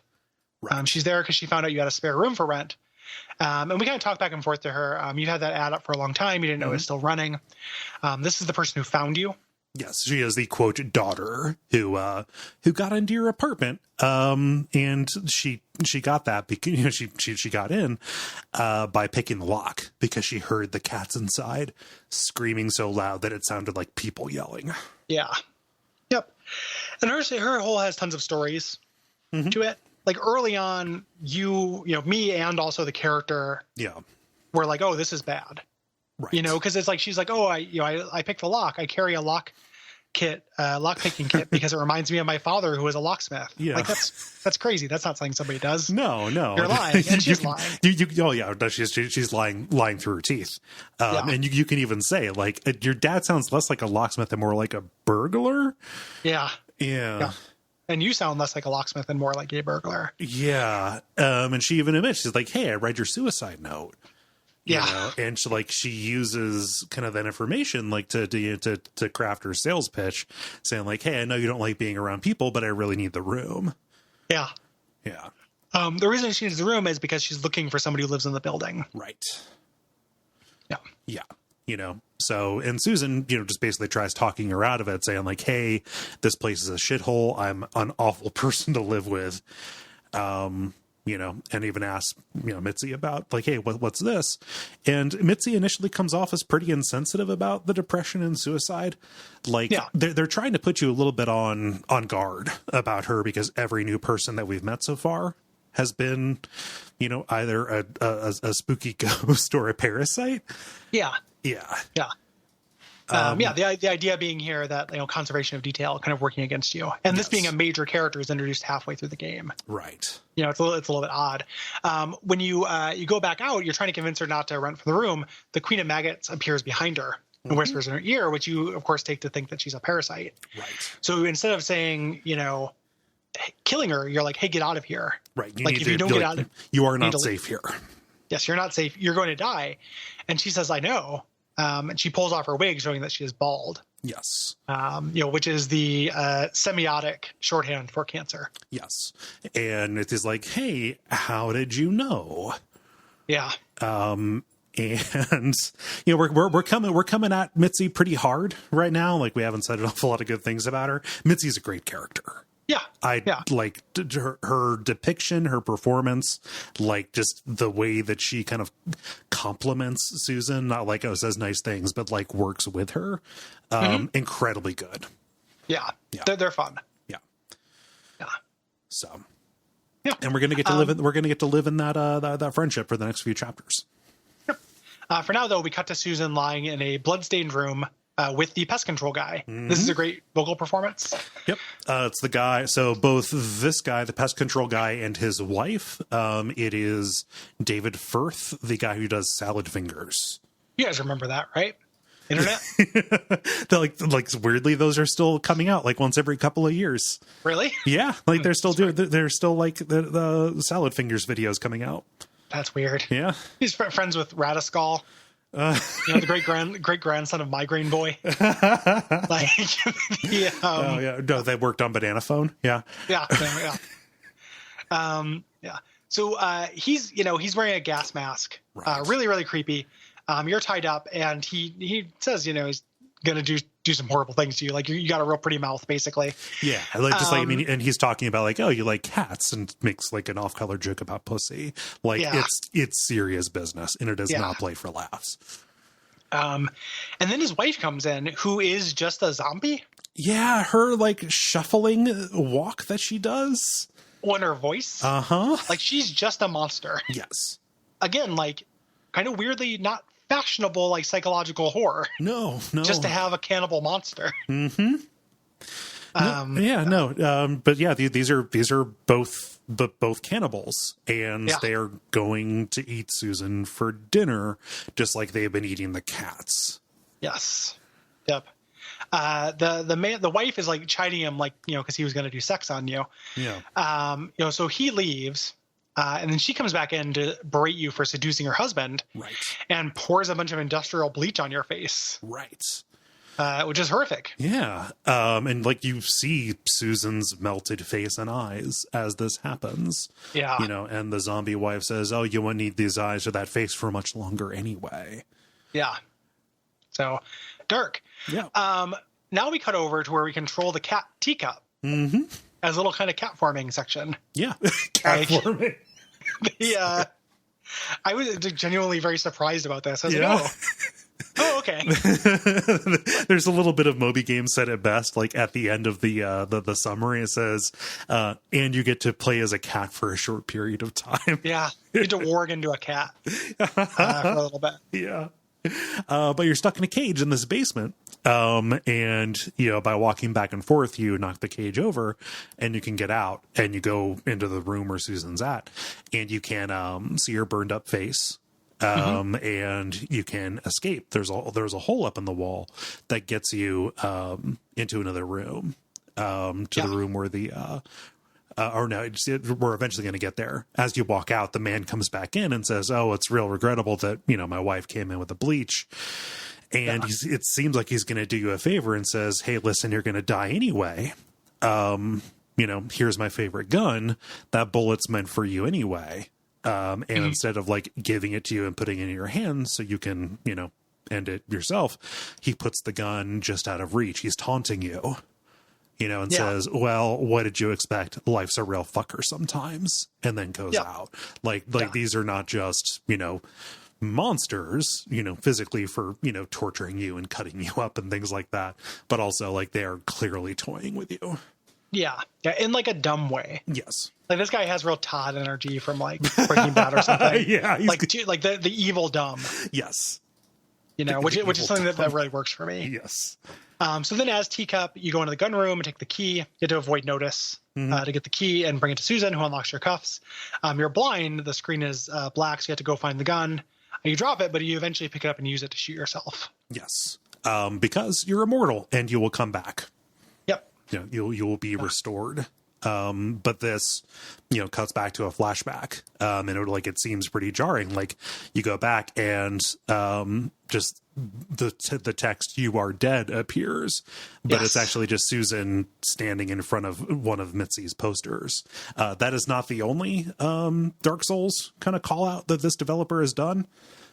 He tends to do that. It's really weird. Yeah.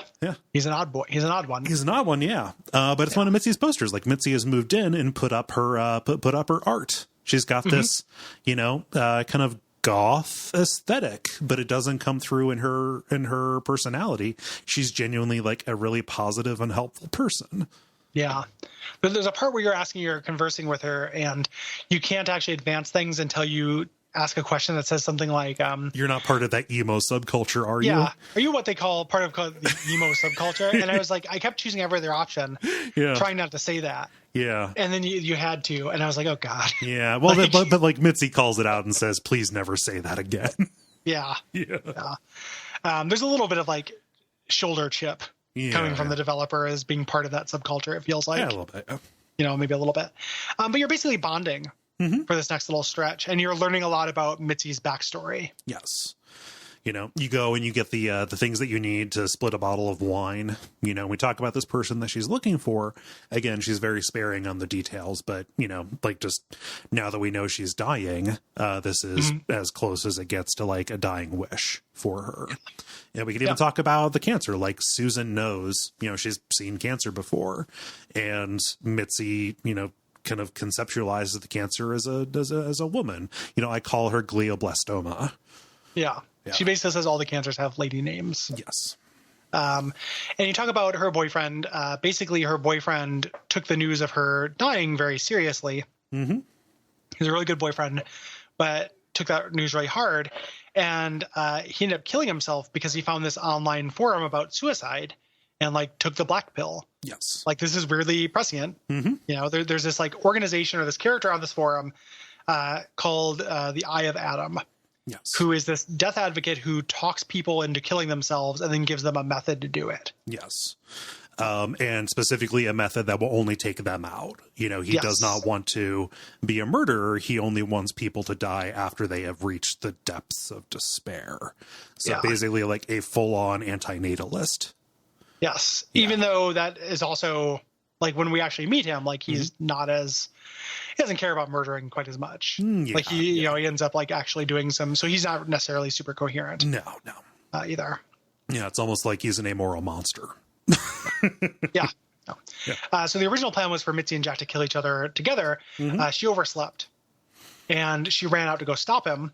And you play this part. Yes. But he'd already done. The car is filled with gas, and has warning signs in the window that says there's poisonous and flammable gas. Do not open. Yes. And basically Eye of Adam is a big proponent of making hydrogen sulfide gas. Yeah. As a way to suffocate people. And that's, that's what we see here, and, weirdly enough, the Eye of Adam told Mitzi where to find him, gave her the address basically as a way to toy with her. She says like, oh, he's a troll. He's just this extreme psychological bully. And he basically rules this kingdom by torturing people. Yeah. Yeah. Yep.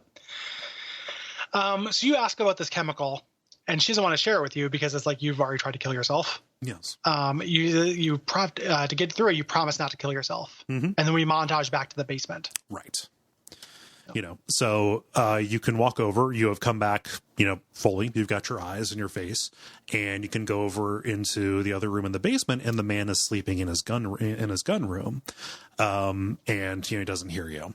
There's a bucket here and a broken window. We just learned about this gas, so obviously we're going to be dealing with this. Yep. How did you take the reveal that this was the Maniac Mansion, Gary? What this made me think was that I was worried that all the other chapters were references to things I wasn't getting. Oh, yeah? I was like, maybe this is every one of these chapters is a different adventure game. No. And I just didn't recognize it. Because it's the Maniac Mansion. Yeah, like the entry hall is the same. Yeah. Yeah, you can't go upstairs, but other than that, it's 1-to-1 basically. Yeah. I was overjoyed at this. Yeah, no, it's great. Like it made me laugh, and it's basically, when his wife came in and has like real Nurse Edna vibes. Yes. Like she's dressed up as a nurse. We didn't talk about that. Yeah. So she's Nurse Edna. It's really weird. It's cool. Yep. It's just like a weird little nod. Uh-huh. Like I'm really glad that not everything is a reference to something else. Same. Which is what I was scared of. I was like, oh, what did I not like? Because the spider heart thing in the hospital also felt out of place to me.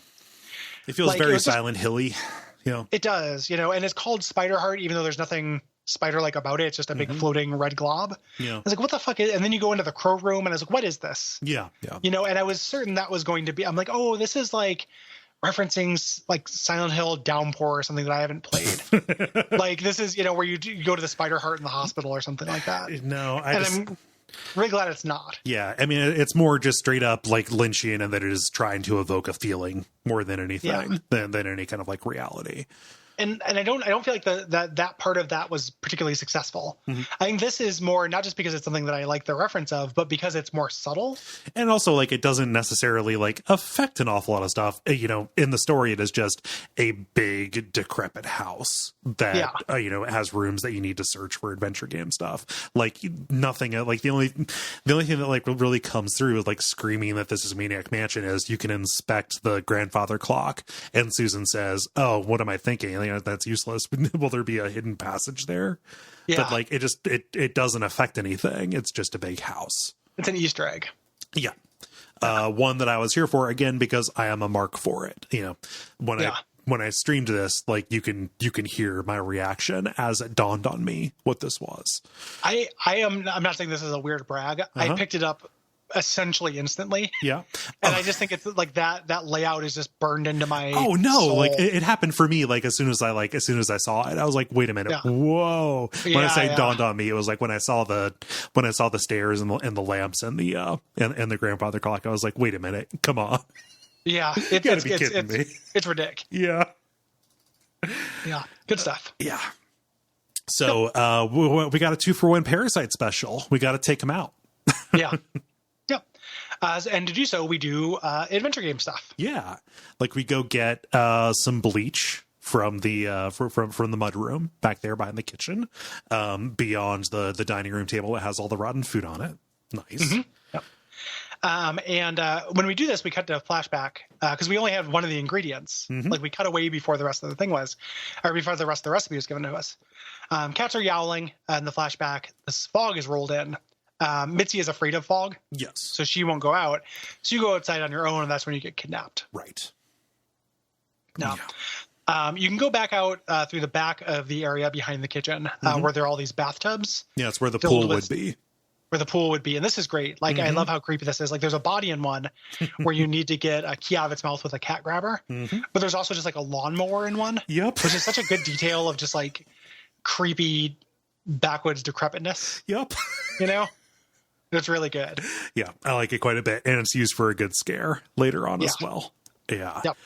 Oh man. And out in the shack out behind the house, we see the woman. We see Nurse Edna. I think Gladys is her name or something. She's the only one of them that's named. She's butchering something, and she is, she is completely absorbed in the task. We need to distract her because, ultimately we learn that, the ingredient that we need is a pesticide, right? Yeah. I have to do some puzzles because like the library is not is not lit up. We need to grab some cloth and grab light bulbs. And you can call the police. Yeah. Yeah. But they're not helpful basically because they, you give them your name and they run you and they figure out, okay, she just got out of a mental hospital. Like, do you want us to readmit you? They will not believe that you are in actual trouble. Basically, you're making this up.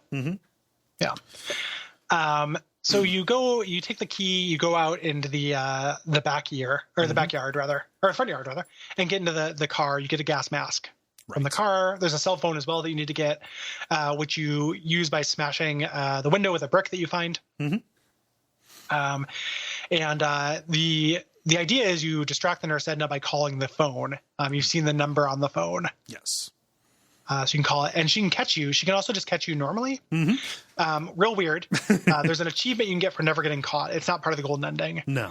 But it's kind of random when she comes in. Like, she doesn't just come in when she's called. No, she's a little bit on the prowl, kind of like Nurse Edna. Exactly. Yeah.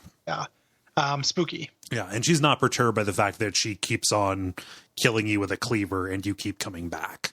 Yeah. She's not connected to reality. No. She's a weird monster. She has spooky monster voice. Yeah.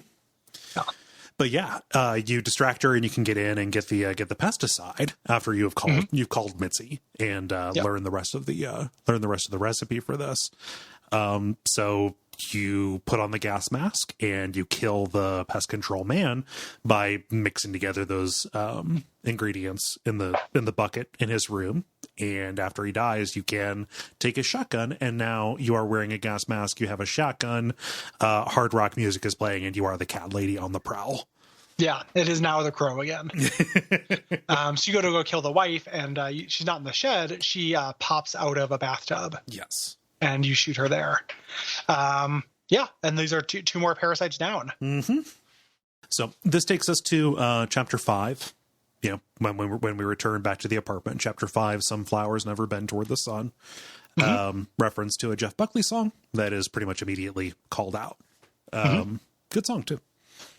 This is mostly just you getting to know Susan and Mitzi and them getting to know each other. Yes. She's making you pancakes.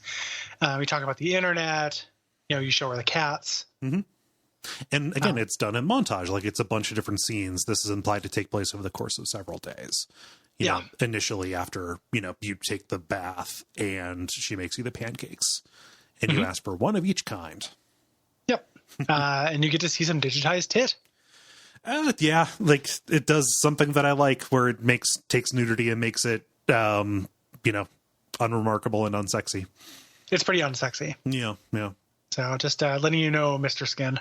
This is not. It pops up at hour 3.5 of the game. All you Mr. Skinny-acks out there. So gross. Mr. Skin. Are you fucking Parasite? Calling Dr. Skin good. Yeah. Disgusting. A little bit later, they're getting down to business, and Susan shows Mitzi a map that she's made of the apartment building. It's less a map and more just like a grid of the different apartments. Yeah. And they're kind of going through who lives in each room. We're going to hit all of these later on, so it doesn't make sense to outline who everybody is. But yeah. Yep. However, you talk about a baby stroller because one of the people does have a baby. And Mitzi says, well, there's a baby stroller in the spare room. She asks if Susan has kids. She says it's a sore subject. Yeah. It basically makes Susan almost entirely. No, not almost. It makes Susan cut it off. Like she storms away from the conversation because Mitzi keeps prying. Yep. And Susan is running away when she hears a knock at the door. Yep. And this is the least developed parasite, the carpenter. Yes. A man has just shown up with flowers and a hammer. He kills you and stares down Mitzi. And you wake up in a storage room. There's a crow here and it flies away. And we are in like a little bit of a surreal zone. We're in like an otherworld nightmare version of your apartment. Yeah. Because like you walk left through the living room and there's a wall of skulls. And when you turn to walk back, there's a wall of skulls that's come in behind you. Then you go back and forth a couple of times as the walls close in, forcing you to examine a mirror and reveal your mace. Yep. Which you use to break down the skull walls. Yep. When you break through the skull wall, you go through to the spare bedroom where you find the Queen of Maggots cabin again, blow out a candle, which shows just a card and profile that flips. This is really understated. Like, I like that one. Yeah. One of the storage rooms has this like weird spider arm Susan monster writhing on in a mirror. Yes. When you walk by it, its reflection is slumping over in this hospital gown behind it. So it doesn't reflect into your world, but your reflection is in the mirror. Yes. So this is this weird kind of ship section here. Yeah. Where you are, kind of on this platform out in the middle of the ocean. Yeah. And you need a combination key because there's one room that is locked with a combo. And as you walk across this dock, you get this junk in the foreground that from certain angles forms a number. Cool. Yep. Inside, use this lever from your mace, or the mace and a lever to push your mirror image into this like death machine. Yes. Like it's kind of a tedious puzzle. Yeah. Yeah. It's basically just like, I've got two things and she will move backwards unless I keep on just like squeezing her through the room like a toothpaste tube. Yeah. Yeah. So basically you hit these levers and they make a cylinder go down like a gyromite cylinder. And you have to just kind of corner her until she gets into a saw like, Lucas blood machine. Right. She gets pushed into a Lucas blood machine. The blood powers the elevator that will lead you out of here. But the problem is the elevator has a minimum 2 occupants. I like that quite a bit. Yeah. So funny joke. So you have to go into the monster room and stab with the knife to make your reflection stab the monster. You can only stab it from the front. Yes. Which is obnoxious. I thought this was the puzzle and it didn't work. And I was like, well, fuck. So I kept looking around for other stuff. But you have to go from the front. Yes. Yeah. But this frees the mirror image to, come out and follow you. And that lets you ride the elevator down beneath the sea until the compartment is crushed by the pressure. And you wake up in a bathtub bound up with Mitzi. You've been duct taped together in the tub. And she thought you were dead because you were. Yep. You can tell her at this point that you can't die, but I didn't. Right. So I don't know what happens if you do. Yeah. I didn't either, so I don't know what happens. Maybe she will believe anything. So Yeah. So we get a flashback here. Susan says this might be what's going on. Right. There's somebody, she tells a story basically about her past. Right. Of having a stalker. Right. So 10 years ago, she was in a young marriage that was not happy, was miserable, in fact. But there was this stalker who kept sending her flowers basically every Friday and calling her. Yeah. They had one date. Right. And Susan didn't tell him off. Even after she got married, he kept on doing this. Yep. So we go to the day where she gets this big bouquet of flowers. The background is filled with text and kind of just like is like pages from a book. Yeah. Most that responds to the things that are happening in the story. I like this quite a bit. Yeah, this looks cool. Yeah. I think this is a good use of the aesthetic in this game. And the phone's ringing, and it's the stalker. You Yeah. know, so young Susan picks it up and answers it. And you cannot choose to like completely tell him off. You cannot choose to get rid of the flowers because you like them. This is before you hated them. Yep. Yeah. And you do get to choose in kind of a choose your own past way where you get to decide whether you're into this or not. Right. Like you can't choose to completely tell them off, but you can kind of, you know, choose how flattered you are by it. Yeah. You know, you can't hide the flowers. You end up putting them in the baby's room, and you're going to say a friend brought them for the baby. I immediately knew it was going to happen because, you know, baby. Yeah. And your husband gets home angry. Specifically a baby who's not here, the baby who was not a 10-year-old in present day. Yeah. Yeah, a non-extant baby. Right. So your husband, Eric, gets home. He's really angry because a terrorist attack happened at a restaurant, shut down the city, and damaged his cab. Yeah. He's taking it out on you. This is like interesting, this fight. So reading about it online, like this is a bunch of people were real into this, like loved how real it felt. I don't know that I love the writing here. He's really shitty, which is cartoonishly shitty. There's a couple like weird lines where I don't really get it. Like there's a part where you're like, I have to go check on he's berating you for caring for the baby. Which didn't feel real to me. He's like jealous that you are spending all of your attention on the baby and not on him. Like not cleaning the house and cooking dinner. Right. And stuff. And there's a part where like, you're like, I'm going to go check on the baby real quick. And he's like, the baby's fine, and convinces you not to, which like spoiler, that's why the baby dies. Yes. And I was like, who's going to like, you just poke your head in and look at a baby. Like who's going to make an argument against that? You know, this felt like this didn't work for me very well. Yeah. And it's weird because like most of when the game is trafficking and this kind of stuff, it usually does. I just don't think this is that well written. So I think that it steps on a couple of rakes just in terms of like it hits a few cliches like, and why isn't there dinner ready when I come home, et cetera, you know, and I think the performance is not necessarily that great either. Yeah, Eric's not great. Yeah. And it's weirdly cartoonish. There's also a thing where you have a lot of options to respond to them, and some of which are like escalating and some of which are de-escalating. Right. But you just have to pick all the options eventually. Yeah. So you can escalate things and then have no choice but to respond really softly to something. And he will kind of respond just kind of, you know, on the tracks that he's on. Right. So there'll be times where I would say something very calm and he would blow up, or he would say something very calm and I would blow up, which is a thing that happens in fights. But did not like there was like an A-B disagreement. It was like failing like Monkey Island insult sword fighting or whatever. Yeah.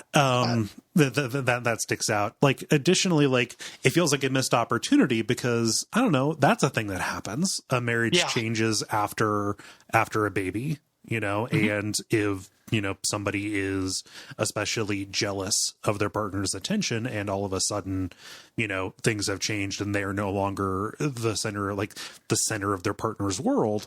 Like that is a real source of emotional conflict. And if he was, you know, physically stopping her from walking away, like there's a way to take these component parts and still tell the same story, but in a more effective and resonant way. Yeah. Yeah. It doesn't line up. It makes me feel like all the other kind of emotional baggage stuff this guy had more experience with. And this is something he had seen in movies. Yeah, it feels very movie-esque. Yeah. So they're fighting, as we mentioned. He's a real shithead. She stops, you know, she's like, it's storming. He's like, no, it's or like, I need to make sure I close the window. He's like, no, it's warm. You don't have to close the window. Don't check on the baby. Convinces him not to. A storm, however, has rolled in and pollen from the flowers blew onto Zoe and killed her because she had an allergy they did not know about. Right. Which is tragic, like accidentally killing your baby. Awful. No good. Awful. Now that would absolutely stick with you. It would haunt you. Yep. Yeah. And then to add insult to injury, Eric disappeared a couple weeks later after drinking himself to death in the woods. Right. So, you know, pretty dark. Yeah. But a little bit of like just a little like the way this is performed, I wish this was just done a little bit better because it's just kind of a pile up. Yeah. Here. Like I don't think this was intended. When she said that he disappeared 2 weeks later and drank himself to death in the woods, I laughed. And I know that's not the reaction they want. Right. I was just like, Jesus Christ. Yeah. Like, are you trying to make a Joker? This is how we get Jokers. like this is a little bit too much in short succession. Like yeah. So it's a lot. And, you know, Susan has been saying this as you're, you know, taped together in the tub. You know, we cut back to the present day. You know, the killer comes into the bathroom. He's still not speaking or responding. Yeah, he just kind of makes animal noises as well, which is, so I think that because of so looking at this online too, the other thing about this is that the proximity of this to the story of the stalker makes it seem like it's the stalker. Yeah. The developer won't say that it's the stalker. He won't say it's not the stalker either. Yeah. He basically said, like, you know, he talked about, like, they didn't have a lot of time to develop this and thought it'd be cooler to leave it mysterious. To me, it ends up making one of the weaker chapters in the game. Yeah. Like, the ship stuff I don't love. I don't love the dialogue of the fight. Like the tragedy of the baby is great, you know, but then the ending of this as well. I don't like, how do you feel about this? I don't feel great about it. It's really dumb. Like chapter 5 of this game is not good. Yeah. 4 and 6 are amazing, you know, but this is just, so like what happens, you know, he's yelling, you know, screaming at you. Yeah. What he has done, he has taken Mitzi and has basically set her up to hang, you know, stood her up on a chair and has her head through a noose. And he is pointing at your piano. He wants you to play the piano while Mitzi hangs. Yeah. And of course, because of the way that this works, you play the piano and the cats, they swarm in, and they overtake the killer and kill him and eat him. Yep, instantly. Teacup jumps on his face and he just falls over like nothing. Right. The chair falls out from under Mitzi, and you finish things up by, you know, getting under her. You move a chair in so she can stand up, and then you cut Mitzi down, and you tell her not to look at the cats who are eating the killer. How many cats do you think you could take on, Cole? I mean, like, how angry are they? Pretty angry. Man, I don't know. But not to get eaten alive. That's the stakes. So if you don't fight back, you get eaten alive. How many cats? 3? I mean, this supposes a world where a cat wants something and I don't immediately give it. Yeah. Give it to the cat. It wants to eat your face. Yeah. Well, I mean, if Greta wanted my face, I'd probably think about it for a second. Yeah. I like to think that when I die, it'll be nice that whatever cat I have will get like a nice little meal of like, you know, chewing through my face or whatever. The forbidden meal. Yeah. The secret, the foie gras, the ortolan for cats. Yeah. Like their master's eyes. Yeah. You know, I think that the ferocity and noise of a cat is a force multiplier. It is hard to separate how imposing they are aesthetically from like the actual damage that they could physically do. Sometimes they run at you sideways, look real big. Yeah. You know, like I get that part too. Like maybe these cats were poof-tailed. You know, and intimidated the moaning serial killer who took out 2 grown women. Yeah. Maybe that happened. This is so dumb. It's pretty dumb. I'm not going to harp on it like for the rest of the game because it's over pretty quickly. It's weak and it's a non sequitur. Like, I understand that this is a chapter that is supposed to explain the trauma that led Susan to be kind of where she's at. Like that as a story beat that is necessary to happen. And there's an ingredient here, which is like, okay, your character is immortal. What are the stakes? What are the stakes for when these parasites get at you? You know, we've seen, you know, you die over and over again to these people. The way to add stakes is to put somebody that the immortal cares about in danger. Right. But that's done better in chapter 7. Yeah. Yeah. Like it's just it's not super strong. Yeah.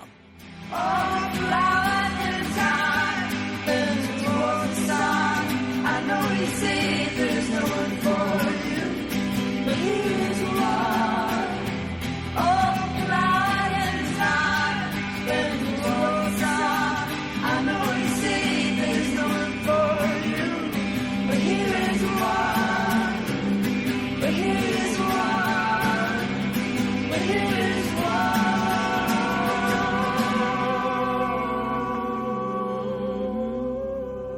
Luckily, it goes on chapter 6, which is much stronger. It's a long chapter. It's like a third of the game. Yeah, it's the body of the game, but it's good. Yeah. Chapter 6, The Legend of the Cat Widow, which is where you go and search for the Eye of Adam in earnest. Mm-hmm. Yeah. Yep. You're finally going to help out Mitzi. We found out specifics about her disease. We found she had 6 months to live. Yes. At some point. So we don't know how much time has passed when we were just kind of friending around. Mm-hmm. But time might be short or relatively short. Yeah. Yeah. Yeah. But at some time in the near future, apparently the cops didn't make too big of a deal about the body. Yeah, there's no cops in this world. No cops. Which doesn't actually bother me. It more bothers me that he could not fight off the cats, but could fight off 2 grown women. Right. So you're going to look. You get Mitzi in your inventory at this point. You have her little face, which allows her to pick locks or ask her for advice. The advice is uniformly bad. Yep. It does not help. It's not a hint system. Right. So do not do this. It's mostly to pick locks. But you've got this whole apartment complex open to you, and you've got to go. Susan vaguely knows who lives in each of these places, mostly because they give her shit about the cats. But you've got to go and confirm for yourself. It's an 8-unit building. One of them is empty. One of them is occupied by you. So you have 6 different apartments, 6 different people. And man, I love getting into some apartments and seeing how they live. The serial killer per apartment building ratio in this place is pretty high. It's really high. Given that the cat lady herself is not a serial killer, but is a supernatural being, we're at full 3 of the 7 occupied apartments in this place are full of Thomas Harris Hannibal villains. Yeah, and this this apartment building takes on a significance later on in the series too. It's very funny. Yeah. Going through here, because every time I went into one of these spooky apartments, I kept expecting, it takes a while before you get one that nothing's really bad. Yeah. And, so you're basically, you have quite a few things to do here. There's a pretty specific order of operations. This is where a little bit of the moving around got to me. Yeah, you watch a little cutscene every time you go up and down stairs. Yeah, I didn't care for and that. things. Yeah, I just wish it was a little quicker. Yeah, but across the hall, it's apartment 3 where Joe and Ivy live. This is significant if you had played Downfall before this. Joe and Ivy are the main characters of that game. Yep, and we are going to spend some time with them here. Yes, but you try and have you haven't seen them for a while, and you listen at the door. Nobody's there. You figure it's safe. You try and have Mitzi crack the lock, but she can't. It's like a special, super advanced lock. Joe and Ivy do not want anybody in there. Yep. You head down to the ground floor, and there's somebody who lives below you that Susan calls the dog lady. Because she has a dog and she complains about cats. She's complaining specifically about the cats that are congregated on a couch that her neighbor left behind across the hall from her. Yeah. She is sweeping on kind of the ground level in the lobby. You need to get her out of there in order to, investigate stuff. Every time you try and touch something, she warns you off of it. Yeah. And you have to steal her broom. Yes. Yeah. So you've got to go and take a look because the people who live across from her, they left a couch in the hallway and the cats are all over it. Turns out they did a prank though. You can cut open this couch with a shard of broken glass and there's just a little bottle of valerian root extract. Yeah, the Morrisons left it there to create an attractive nuisance for the cats just to drive the dog lady crazy because they fucking hated her dog. Yeah. I did not know that cats were attracted to valerian root extract. And when you look at the couch earlier, it says it's been hastily sewn up and something's inside it. And I was like, it's a body. Certainly a body in here. Definitely a body on the couch. And that's why the cats want to get in there. Yeah. They're supernatural cats at this point. Maybe they want to eat it. Yeah. Well, I mean, again, just there's a face in there, Yeah. There's a delicious face in there. It's got a creamy center. You got to get it. God, today is the day that The Onion posted the article that I most relate to about the temptation streets for cats. They talk about the creamy center too much for it not to be marketed to humans. I ate a pet snack recently. Yeah. My girlfriend has rats. Okay. They're incredible. I love them. They're adorable. Oh, they're great. My niece has rats. Yeah. Yeah. What a great pet. They're so cute. But her parents for Christmas got her some treats for them and they were freeze-dried bananas and pineapples. But that's just human food. That's what I was thinking. I eat freeze-dried pineapple all the time, man. Yeah, I was like, oh, this is for me, actually. And then we were feeding the rats, and I'm like, I'm gonna try one of these. And I tried one, and was not like a human grade banana. Yeah, I'll just say that. It was circus grade banana. Yeah, circus grade banana, circus grade pineapple. Just fit for rats, not fit for Gary. Yeah. Is basically the come away from it. So I was like, oh, I shouldn't eat pet food. No. You know, it wasn't like I slurped down one of Pocket's like meat Go-Gurts. Right. You know, it could have been worse, but I was like, even if this seems really benign, it's still made for pets. Right. It's where you learn that like there are 17 grades of meat, but only the top 2 are ever encountered in human food. Yes, and I knew that. Yeah. I mean, 39 years is a long time to learn not to eat pet food. Right. I mean, I was going to say something, but I didn't want you to feel bad. Well, you also said as soon as I said freeze-dried pineapple, you're like, I eat that stuff. I eat freeze-dried pineapple all the time. Yeah. Yeah. Like, I feel like no court would convict me. If I was going to try a pet food, this is the pet food to try. Well, absolutely, because it most resembles human food. It's not like, chicken grist all, Yeah, I'm not developing a taste for government cat food the way I'm going to have to eat it when I can't retire. Right. You know? I mean, I should probably get a running start at that. But, no plans for the future. At some point, I will be hunting down rats for meat eating government cat food. Yeah. I intend to become a warlord in the water conflicts, but that'd be cool. Yeah. Now remember me. Anywho, the cats want to eat the faces, but really it's valerian root extract, which I only know because it's what puts you to sleep in Fight Club. Yep. And flat 1 is empty. You can pick the lock there. You pick up a spanner inside, aka a wrench. Yep. Inside, and you can see up into Joe and Ivy's apartment. They've dug a hole. And there's a cat statue on the lip of this thing, but you can't get to it. Right. You go to apartment 5, and that's where a very old man lives. This is played for comedy. Mitzi is talking to him. He is deaf and suffering from dementia. And the conversation goes on forever, and he is constantly going in circles, and leaving to go fix his hearing aid, coming back saying what she yells at him, and he says, "Oh, you don't have to yell at me," but like just a complete brick wall. Like, okay, this guy obviously isn't the Eye of Adam. Yep. The other kind of meta puzzle you're doing is also fucking up Brian. Yep. Brian's got to go. Brian's going to he's not a parasite, but he's definitely going to get some comic revenge. Yep. Some like comically outsized revenge. Yeah. So starting off with something pretty simple, which is like disassembling his bike. Yeah. That's fine. Yeah, no, just you take the pedals off. They call it the crank, but you take the pedals off of his bike so he can't get to work. Cool. Yep. You're going to do a lot more. Yeah. Up on the top floor, there's a baby in apartment 8. You don't want to knock because you don't have a reason to, and also babies make you uncomfortable. Yeah. We got a gamer in flat 7, which I was certain was the Eye of Adam as a gamer. And you have to turn off his power. Then he comes back out and then like fixes it and goes back. I was just thinking, man, this guy's got to reboot his computer every time that happens. Yeah, I know, right? Probably fucking this guy over. He's like, oh, I've got something to finish. Like, I don't know. You're going to have to sit through like 2 minutes of like splash screens and logos to get back in there. So can you talk to me? Jesse's good though. He's like actually fine. He's fine. Yeah. Like good is maybe an overstatement. Oh, he's like super supportive of the single mom. Hey, like I'll when you break their power supply, he says, "Oh, I'll go buy the parts that we need to fix." I guess this. that's true. Yeah, just get some candles out, and we'll be good. It's for him as well, though. Well, like, it's also a good game. But like there's a much shittier posture he could take, and he is explicitly trying to comfort the overworked mom. Yeah, in a world without parasites, a world of parasites. I think Jesse's good. He's a little bit self-centered, but he's good. Yeah. Don't come out swinging for gamers, man. The trial of Jesse. Yeah, the coward Jesse, the assassination of Jesse. Jesse last name. Yeah.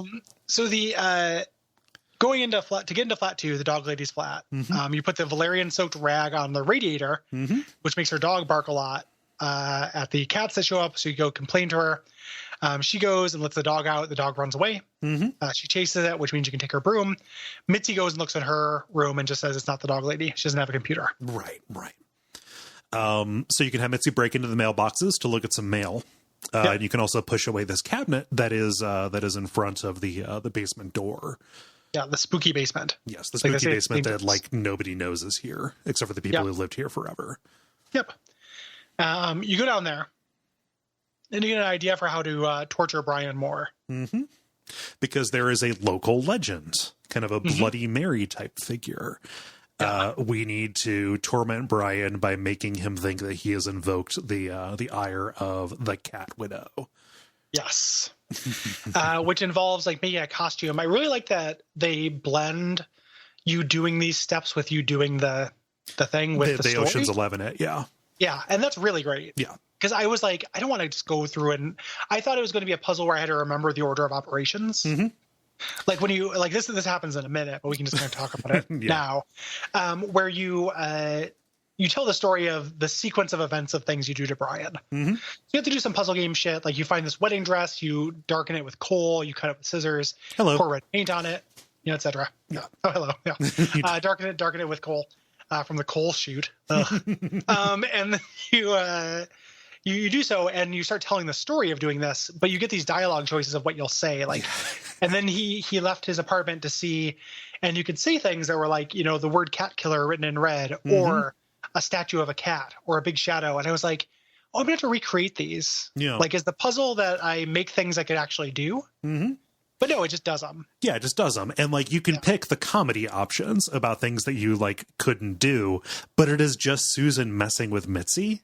Yeah. Like just, telling an outlandish story, that it'll show the sight gag. Like you say, oh, and he went into his bedroom and he saw, and you can say like a gigantic zombie cat. And then it actually shows the gigantic zombie cat. And then Mitzi's like, no. Like, what he saw was what we needed the red paint for, which is, just painting, cat killer all over the, or Cat Widow is here. Cat Widow is watching all over his bedroom wall. Yep. So I think that's really good. Yeah. I think it's good. I like how they handled this. Mm-hmm. The mail tells us that Pauline in flat 8 is waiting to interview a nanny. Mm-hmm. So you can go up there and have Mitzi pretend to be the babysitter, pretend to be the nanny, Susan as her aunt. Yeah. And this is fun. This is a good little lived-in memory of this relationship. Yeah. Where there's like, you need to get her out of here. How do I do that? I don't know. Just like this felt very like kid adventure, like Boy Detective. And both of them are uncomfortable, Susan because of her history, and Mitzi because she just doesn't like kids. Yeah. But like Mitzi, is like you're taking turns distracting this poor woman. You're taking you're going back and forth between like commiserating about the lack of like paid leave for parents, but then also like saying, "Oh, I wouldn't want to touch your kid because my hands are dirty." Oh, you're fine, and like you're trying to come up with like an excuse for like the disgusting things that you touched on the way there. Mm-hmm. Yeah. Yeah. I really like I was volunteering at a hospital, 2 towns over. Like, yeah, it's very cute. Yeah. But you're going back and forth, Mitzi is pretending that she's sick in order to take Pauline's attention away. You grab some scissors from the bedroom. And to give Mitzi the chance to look at the laptop, you cut the power line as Susan. Yeah. Yeah. This is where Jesse goes and gets the fuse box. Mitzi determines that's not her. Yeah. If you go into Jesse's flat, you get a Halloween mask, which you're going to need for the cat lady nightmare scenario. His computer is a desktop. It won't work without power. So you have to run an extension cord from the first floor down into to his floor, his room. Yeah. Find out that he is not the Eye of Adam either. Right. In flat 1, the empty one with the hole in the ceiling, we use the broom to knock over the cat statue, which has a key in it. Mm-hmm. So we can get into flat 3, which is the first serial killer flat. Yes, where Joe and Ivy putatively live. Mitzi walks in with you. It's creepy as hell.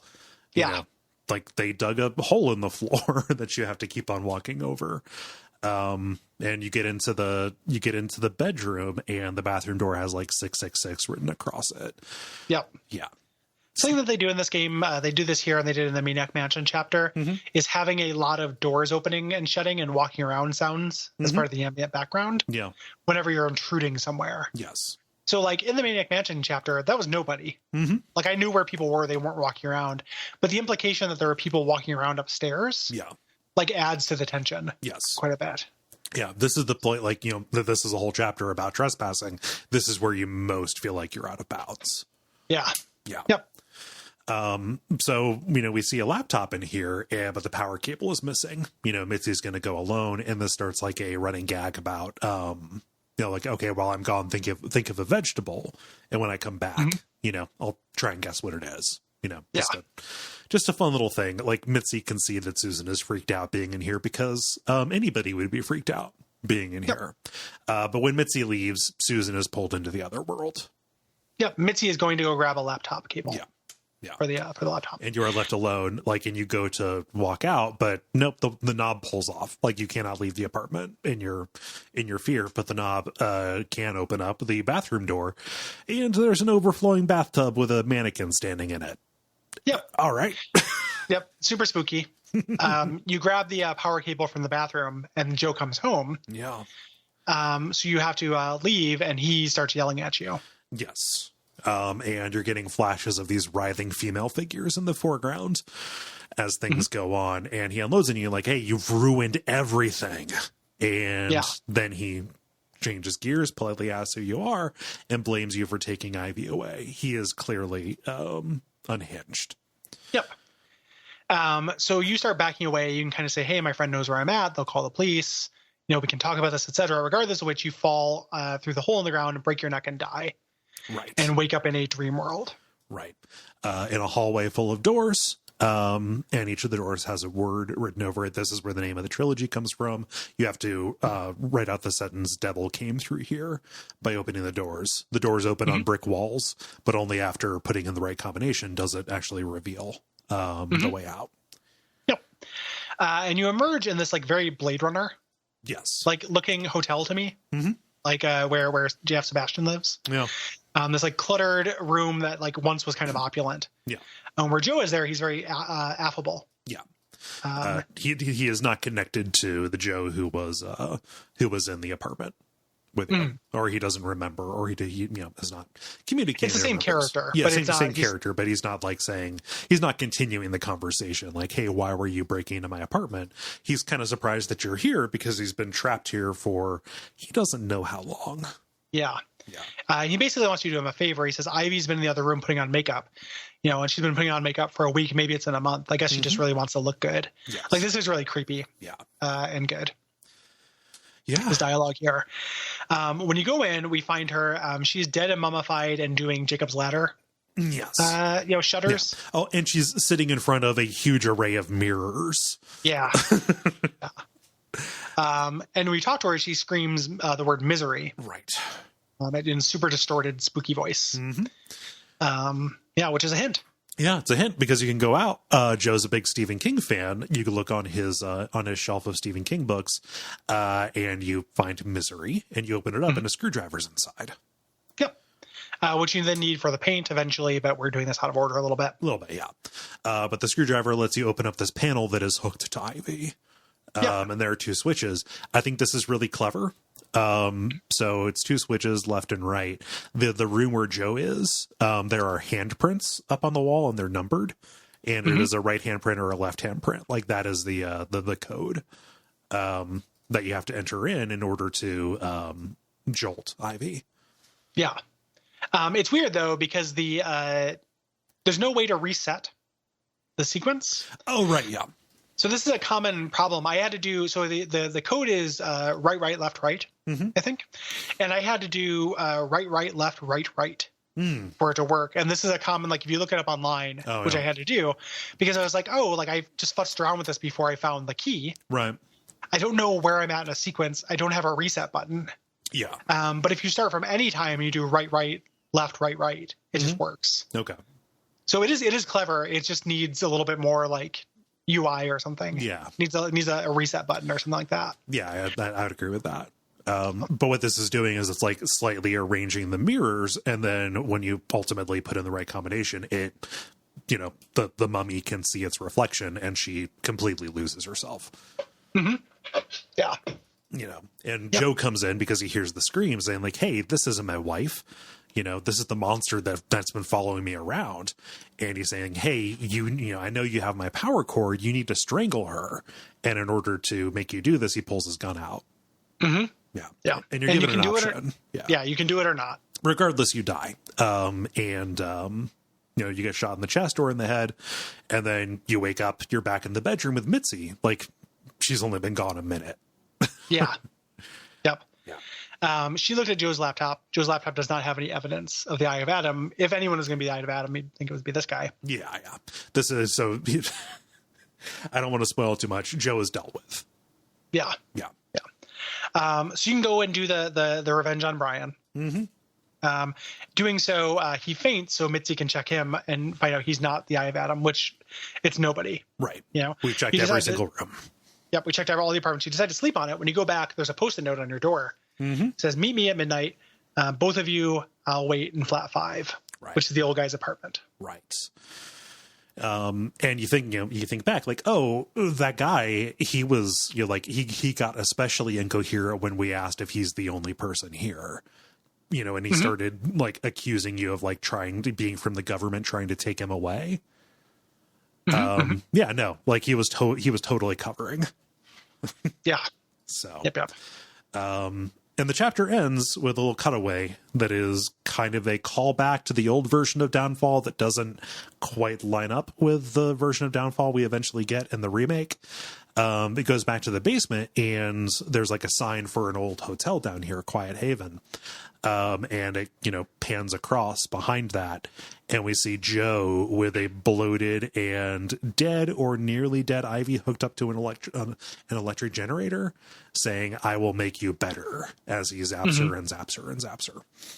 Yeah.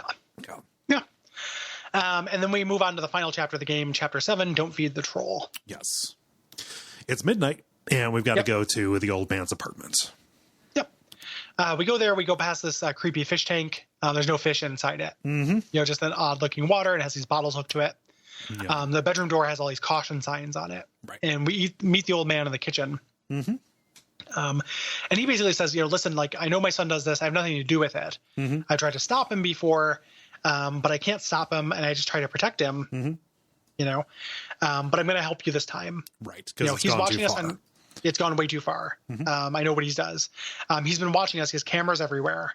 So he knows why you're here. He's going to kill you, but he won't kill me. So he gives you a gas mask. Right.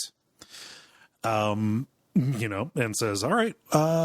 And while this is happening, the chemical bottles empty into the fish tank, and you're given a choice about who gets the gas mask." Mitzi, says, "Hey, keep the mask for yourself."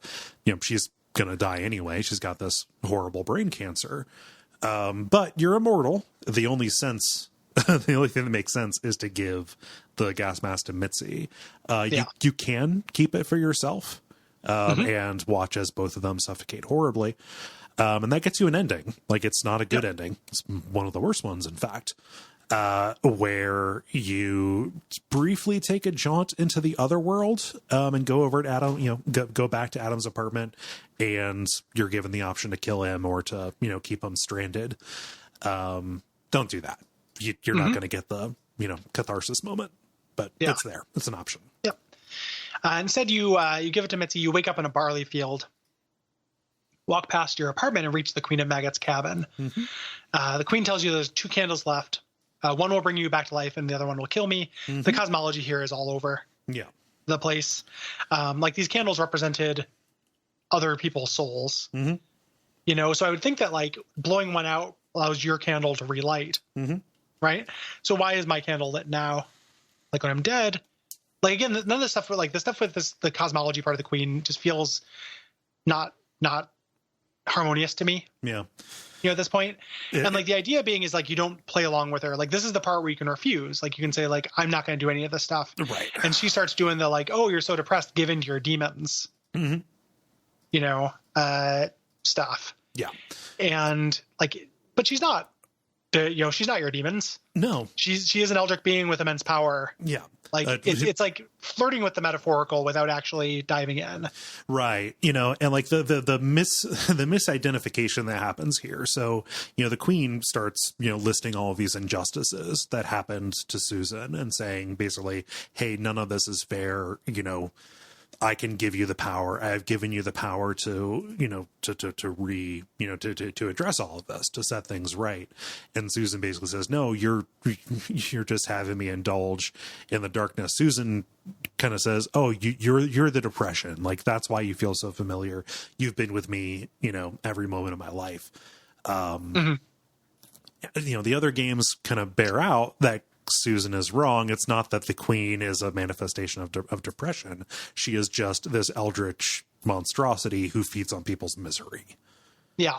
You know, and so like it is in her interest to goad people and to, you know, to ride them. And, you know, like something that these parasites are depriving her as they are killing people who would otherwise, you know, live these long and, you know, miserable lives. They're basically upsetting the natural order. They're swooping her kills is essentially what they're doing. So that's what gets expanded upon in the expanded cataverse. Yeah. Okay. Because it's weird, the idea that, like, because the theme killers in this aren't choosing depressed people. No. You know, so it feels like if she feeds off depression, like, they're not being discriminate with who they're killing. Like, it's a little messy. Like, it's not a problem. It's not Vorpal. It's not a serious flaw. It's the stuff like this, like the intersection, you know, the fact that she is not a metaphor makes me think that this game is a harder sell to people who would traditionally be in the pocket for this. In what regard? People who would be in the pocket for it? Like, for a story about depression? People. Yes. Yeah. Like the actual Sunlight fans, the Depression Quest fans, the Hellblade fans, like people who like a more explicitly metaphorical and like literary take on this, when in fact, like, no, there actually is a big god demon thing that sends you after supervillains in this. Like, I like it. I think that's cool. I love that stuff, you know, but I can just imagine, like, it's just interesting. It's at like cross purposes between pulp and art. Yeah. It is especially pulpy. I think that it still works on a literary level because it doesn't matter what the Queen of Maggots is. Susan reasserts her agency and she contextualizes the Queen of Maggots as this. It doesn't really matter what is going on with the metaphor of the Queen. It's there to provide stakes for what Susan has to go through in a decision to, you know, find a reason to live. Right. Like, and it's loose. It's especially loose and especially messy, but I'm fine with something that is vaguely symbolic as long as it evokes a feeling. I am too, but it's not that it does matter that what the Queen of Maggots actually is, because that's how you spend a lot of the game. Like the Queen of Maggots actually being the person who gives you your kill bill list and then going on the kill bill list, which is the bulk of the game. Yeah. Like most of what you're doing is not like, it's like not even most, it's like equal parts. It's equal. This game is equal parts, like you dealing with your personal trauma and you being the crow. Like you are painkiller. Yeah. You've been sent back from hell. There's a part where you literally say like, hell didn't want me, you know, sent back to gain revenge on this stuff. And I just think that like, to a certain kind of person, like this works for me, it works for you, to a certain kind of person who is just kind of like the Twine set, like the people who would maybe be down for the more nuanced writing and themes of this, that's going to be a major turnoff. Yeah, I could see that. I feel like, you know, and it's not for me. Yeah. But it's undeniably like evidence of this game kind of pushing in two different directions, I think. Yeah. And it's cool because I like those directions. Yeah, me too. I'm not going to concern myself with those folks. With those folks who will be turned off by it, because it ends up working for me.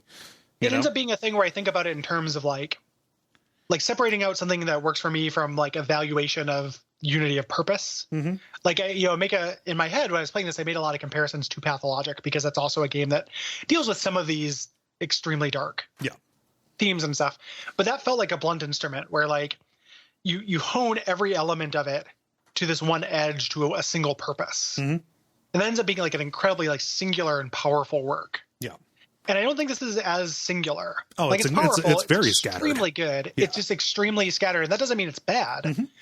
It's just interesting because I was thinking about, you know, again, really thinking about the set of like indie game people, you know, like this is the same way that you can kind of horror is very easy to dismiss from people who are into art. Like this is an incredibly easy game to dismiss. Like I'm not saying that's the right move at all. I think that's the wrong move. But I think that if you were like really into a game about depression, like I have friends, I have like people who I know who play almost exclusively like indie art games, who would turn this off in disgust at the first like torture basement full of dead women.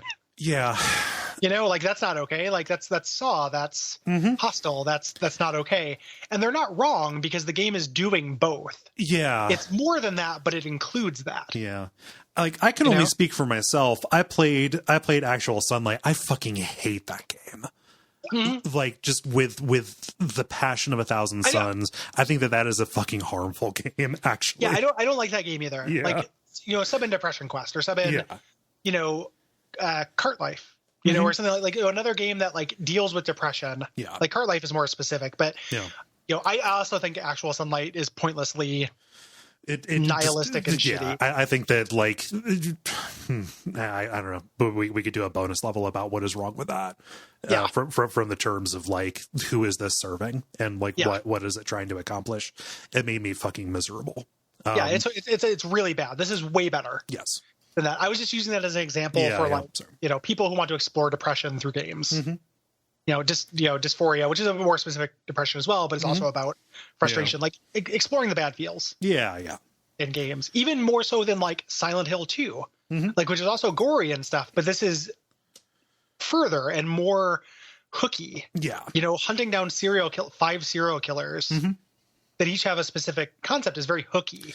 It's really in a way that I don't know. Like it felt a little bit like having dessert and vegetables on the table at the same time. Yes. Which was I was trying to say earlier, like a sandwich that's made out of two things I really like. Yeah. Like just the presence of like the structure provided by being the serial killer. Like it's super. It is super pulpy. Right.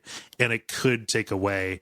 I think that weirdly it lets both of the ideas get through the door at the same time, because the descriptions of depression and the depictions of what happens here, like they match very closely to my own personal experience. Depression is not a monolith. There are any number of, articulations of it. It felt and rang true to me. Yeah. In a really big way. But like the pulp murder stuff leavened it. Yeah. And also for me, like I purely like that because I enjoy being an agent of revenge in video games. Yes. Like being an agent of justice in a video game is an appealing thing to me. People gotta go, they gotta go. Yeah. And that's something I can indulge in a game. It's a weird thing where I feel like the crossover for that, the people who are going to be down for both is not a huge Venn diagram. Yeah. That's really all I'm trying to say about it. It's not even a flaw in the game. It's just like a weird thing where it doesn't act together in a way where I'm like, oh yeah, this is the person who'd be down for this, would be down for this game. Yeah. Kind of have to be down for a few different things and to kind of get, the cat lady through the door. Yeah. Yeah.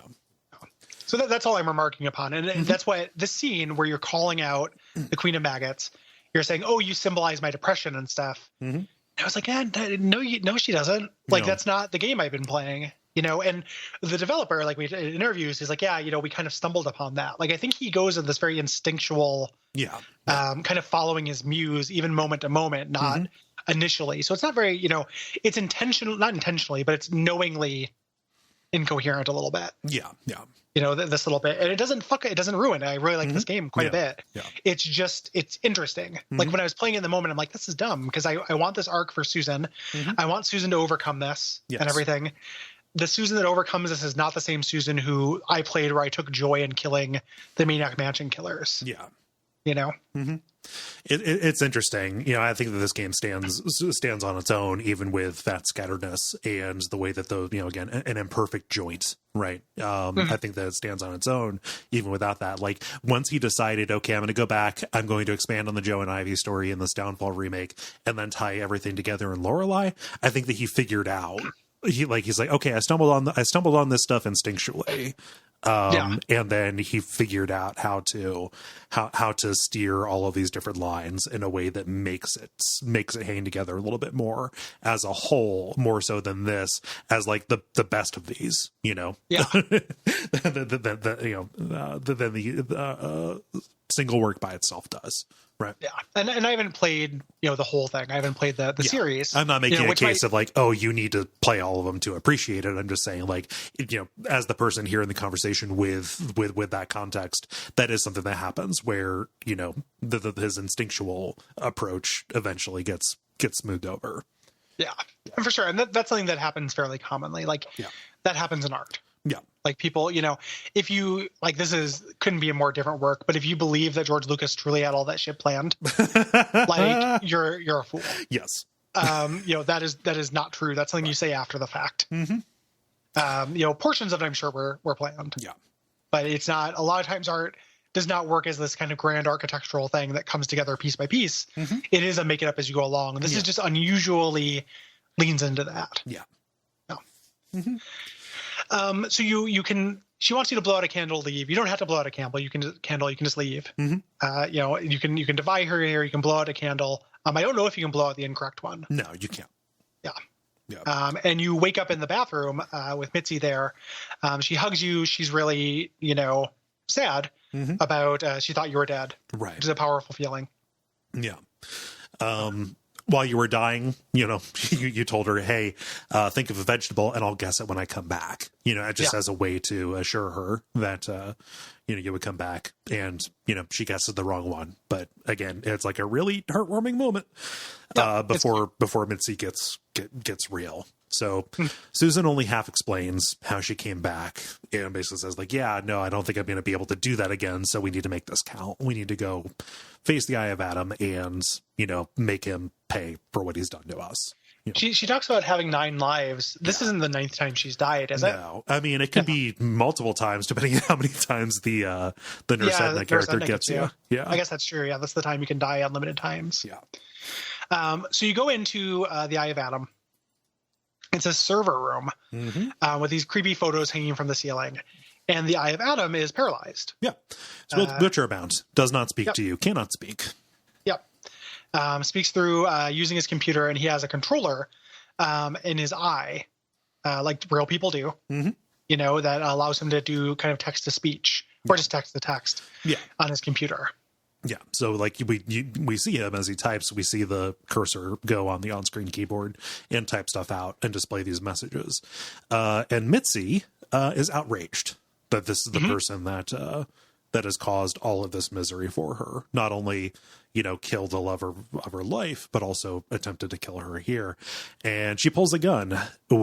We didn't know. She didn't say we're going to find this guy and kill him. She specifically said she wasn't. Right. Yes. There we go. Yeah. Yeah. So you can call her on that. And she's like, what did you think? Yeah. Like, don't be naive. Of course I was going to do this.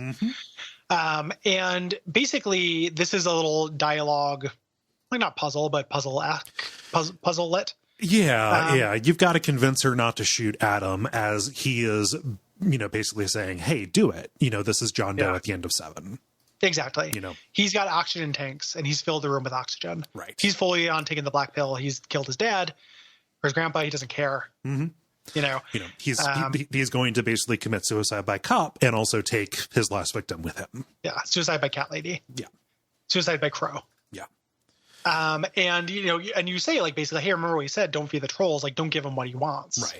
Right. She said on doing it. You can kind of talk her out of it. I don't find that particularly difficult to do. It's more like a choice. No. Yeah, it's less of a puzzle. You make a couple of appeals, like you can say like, hey, killing Adam was always the plan. This is what he wants. Isn't it better, to do like the Dishonored nonviolent ending, have him rot in a nursing home anyway? No, that's not enough. Mitzi has to be the one to do it. Also, have you played Dishonored yet? I know you only have 6 months left, and it's a good game, and I think you'd like it. It's a good way to use 12 hours. It's fine. Here's a book, The 100 Games to Play Before You Die in 6 Months. Yeah, but Mitzi is dead set on doing it. You can say like, hey, won't your mom be sad when you're gone? Like, no, actually, I lied to you about a bunch of stuff. I'm an orphan. Just you grew up without parents. Jack was the only family that I had. It's rough. Like, this is a side of Mitzi that we haven't seen, and she is standing here on the ledge of getting everything that she wants. And you have to convince her that this revenge is not going to be worth it. Yeah. Yep. If you fail to talk her out of it, or you just tell her to do the shooting, she and Adam die. She blows him up. You get blown clear. Yeah. But you want to talk her out of it, basically appealing to her friendship. Yeah, basically to say, like, Mitzi says, oh, nobody will care when I'm gone. And you just have to say, no, like, fucking live because I care about you. Yeah. Like, Yep. And that, to me, that's incredibly powerful because, Mitzi has, shown Susan that, like, yeah, no, like, there are people who can care about her. You are capable of being loved. And Susan has to turn around and say that same thing to Mitzi, to say, like, no, we both actually have something to lose. Yep. Yeah. Yep. So once you talk her out of it, kind of regardless, the endings are all fairly similar, actually. Yeah. It's you writing this story, the story of the game on a blog, Right. Your Cat Lady blog. Mm-hmm. You're there, you talk about spending time with Mitzi before she died, being there with her, being her best friend. Yes. And you go and check on her computer at some point and find a friend request. Right. This is how you can, connect with an internet community of people with depression. Right. And something that I really enjoy about this ending and really, really all of them is, Susan talks about, yesterday was a really bad day. It's one of those days where you wake up and you think all the good stuff that happened is just a dream that wasn't real. Right. Mm-hmm. You're just kind of back where you started. And, she talks about, maybe I can never get rid of this invisible illness. Maybe it will always be waiting inside me somewhere deep. And when it hits me, it'll hit me hard, just that it is something that it is a constant fight that you have to choose to fight. And Susan puts flowers on Mitzi's grave, and it ends on kind of this hopeful note. Susan saying, hey, yeah, it's a fight, but maybe eventually I'll pull through. Maybe eventually I'll be able to smile and it won't have this weight attached to it. Mm-hmm. Yeah. And that's the ending you want. Yes. The ending where Mitzi does not miraculously get cured because you answered some questions, right? Yep. Eliminate golden endings from games. Yes. Stop We it. talked about that in the dispatch. Yeah. Like, enough, you hit all the things, you get the, the worst happy ending. Yeah. Because it's all the same. Like we mentioned those choices basically as you go through, but if you do those things right, Mitzi lives. Right. But just miraculously, something happens to where, she comes through. Yep. Weirdly, it unintentionally says, cancer isn't so bad. You can maybe just get cured for no reason. Depression, though, that's a hell of a thing. Like, no, both depression and cancer are really bad. Like they're both diseases. Yeah. It's just, it's weird. Yeah, it is weird and bad. I have no idea why Mikowski put that in. He even says, like, yeah, the canonical ending, the one you're supposed to get is the one where Mitzi dies. Like, that is the reality. Like, this is a whole bunch of fantastical shit happens in this game. But yeah, it feels of its era. Yeah. Like having to have the hidden happy ending for hitting all the gamer switches. Yeah. Along the way, like just feels the style at the time a little bit to me. Right. The way, so then the end of you watch the credits, there's a song. At the end it has a press any key to live, and when you press that it shuts the game down. Right. Quits the desktop. Right. Which is a nice little ending. Like that's lovely.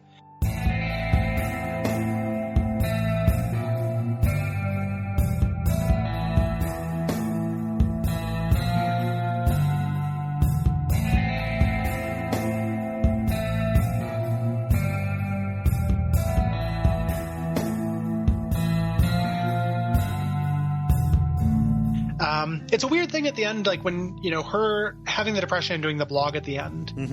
Like this is a absolutely in the weeds bugbear for me. Yeah. Right. So like, and this is depression is subjective, which we talked about. Like I consider myself to be somebody who I suffer from depression. I'm also somebody who's had some trauma. Yeah. Not lost a baby to a flower trauma, but some trauma, and they're very different. Yes. To me. And I think this game does a little bit to like blur that line that I'm not 1000% in love with. Yeah. Like it doesn't like the idea, like, I mean, it all leads to chapter 5 being so weak, I guess. Yeah. Because that being the one where we get the idea that depression is something that can be traced back. Like, this explains it. And as long as you know the answer to that. Yeah. and that aspect, like, to me, depression has always been like a hostile weather condition. Yeah. Like, the idea has always been like, oh, like, this is an arbitrary and horrible way I'm out of touch with my brain. Mm-hmm. Sometimes it's just bad in there. Yeah. You know, and it's not, you know, because I'll talk to people, or like talk to girlfriends or talk to friends. They'll be like, oh, are you, like, what's wrong? Mm-hmm.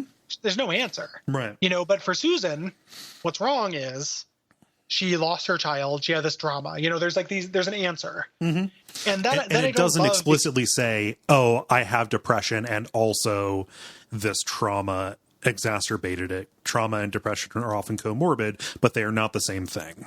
And they're treated very differently. Yes. Like, it can be a way, like, you know, depression, you know, which is treated by, like, you can not, I'm not trying to minimize trauma at all. Like, again, like, I think I have a degree of trauma. It's not like something you just get over through a fix. Right. You know, but it is something where, like, there's an answer, there's a thing to deal with. Yeah. A lot of times depression, not always, a lot of times it is just bad chemicals in your brain that make you feel sad for no real reason. Mm-hmm. Or it is an accumulation of things, an accumulation of life circumstances that is not an acute trauma that is expressed in one easy to tell story. Yes. Right. And that's a thing where I am holding, you know, the fact that this clings on me at all is me holding it to a very high standard because of all the things it does really well. I mean, it's choosing to dance the dance. Like, it is playing with this subject matter and generally does it in a good way, but it is a what feels like an elementary level misunderstanding that advances a pretty, you know, so I think it's kind of harmful. Yeah. Like, know? Maybe like lowercase h harmful, right? It is Yes. advancing a myth about depression that it can be explained. Yes. Yeah. And that's minor. It's not doing it in a hateful way. Yeah. It's not the bulk of the game. Mm-hmm. It's just a little weird. Yeah. You know, it makes it a little bit, like, ring a little bit less true to depression to me, even if there are individual moments that ring very true. Yeah. The idea that she has a breakdown and traces back her issues down to, like, one really bad day, basically. Yeah. Is mildly bothersome to me. And I don't know how you gamify the alternative.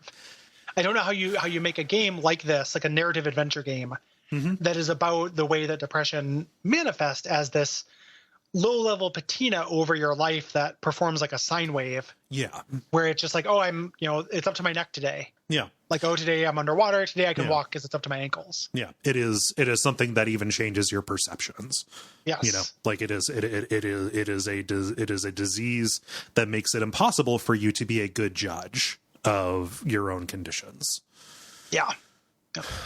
So it's just a mild little bit of this that, like, it's not even like I like the last chapter of this. I like all this stuff with the Eye of Adam. It's not even like the last chapter, but it contains a couple, like, mild bugbears. And again, holding this to a high standard because it deserves it. Yeah. Right. Like, it does a lot of stuff really, really well.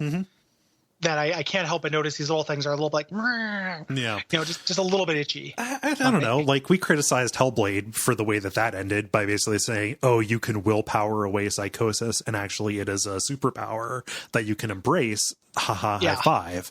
You know, like, it's worth examining these tropes because there's you know, there's lots of people who have skin in the game, right? Like, again, like, this game steps on a few different rakes, and that is a pretty big one that it hits in the end. Whereas, you know, it can ring generally emotionally true in the particular moments, and especially in the sketch of the character, that it ultimately comes down to, like, a common misconception is it is a real problem. Yeah. I think in general, I think that this does a better job than Hellblade does. You know, as far as threading that needle. Yeah. I was more like thinking about, like, another game where we took it to task for doing something bad in regards to communicating a truth or a mistruth about mental health. And it's because it matters. Yeah. Like, it totally matters. It's extremely important. It's a thing that games and media in general fuck up pretty consistently. Yeah. No, and, like, horror games have a horrible history with, you know, either intentionally or unintentionally playing in spaces that increase stigma, you know, and misconceptions about mental health can cause people not to seek treatment. You know, it can cause people to be afraid to talk about it and seek each other out, you know, and, you know, it's worth pointing it out. I agree with you on that. Yeah. But otherwise, like, generally does a really good job Yeah. of that. Like, good game. Yeah. Really good game. I like it quite a bit. It's one of my favorite games that I've played in the past few years, you know. I just, again, I'm a mark for it. It is, I exist specifically at the intersection of what this game is trying to do. And that may not be universal, but I have to appreciate it when it happens because, I don't know, it's kind of rare that you find the Venn diagram that you're exactly at the center of. It's kind of like that video of, you know, Kermit the Frog doing "This Must Be the Place." Mm-hmm. Or, yeah. So, Like when you find something made for you, you should always notice it. yes. Yeah. You know, and not as much made for me, but I'm really happy that I played it. Like I, you know, really liked it. We'll probably play the other ones just for funzos. Yeah. Like I liked it quite a bit. Yeah. I'm really happy it pulls up. The beginning of it made me pretty bummed. Yeah. And I was really worried that not only was I in for a bad time, but also like in for a weird episode. Yeah, you'd have to come in like, oh, Cole loves this game. Explain this and to me, we my have friend, to, 'cause- it's yeah. going to be like a What conflict about this, kind of this thing. meandering field simulator? Do you think is that good? Yeah, no. If it was all like chapter one, the game doesn't get going until you get home. Yeah. But it's really good once it does. It's a good adventure game. And it's been a minute since we did The Last Express, but that's a pretty non-conventional adventure game. Yeah. This is a lot closer more to the conventional, and standard. it's been a minute since we've done something like that. Yep. So it felt good. Cool. Well, I'm happy you liked it. I'm happy you enjoyed it. It's good to, you know, to kind of talk through this stuff. I felt good going back and revisiting it, even though I made like all the same choices and mistakes that I made the first time. Yeah. You know. As I get older, that's kind of video games. Like, there are games where I do want to try, like certain kind of role play games, I want to try a different path. But a lot of games, you know, it just feels wrong to not do the thing. Yeah, no, like it just, I weirdly felt like I would have been lying if I wasn't, you know, defiant against the Queen of Maggots, or, you know, I had a chance to chew out my shitty neighbor who got my cats killed. Yeah, no, I'm going to chew him out. It's fine. There's always more cats. Yeah. Like he gets her cats killed and there's still more. Yes. Yeah. You know, and they murder people. So, thanks everybody for listening. Yeah, thank you. Pocket has done his trick. Speaking of, there we go. Good boy. Yeah, what do you Where do? He grabs the blind and he gets his nail stuck on it. Yeah. And then he looks at me. I'm like, you know, come on, dude. He managed to get down. Like I was not involved in this. Yeah. Yeah, like how did this happen to me? Yeah. Greta is not attracted to blinds like you are, but I did find out that she was in her constant quest to get behind the blinds as they're closed. She broke a couple of them off. So yeah, I've got broken blinds now. Shit. That'll happen. Yeah. You choose blinds or cats. Like you don't get to have both.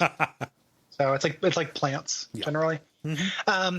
So thanks everybody for listening. We'll be back next week with our premium episode on Shadowrun Dragonfall. Yes, where we can constantly go back and forth about the pronunciation of Feuerschwung. Yep, fair swing. Swing. What type of character are you playing in that game? So I took your advice. I was having trouble with the first with the first mission. I initially rolled as a mage, but then I rolled as a street samurai human guy.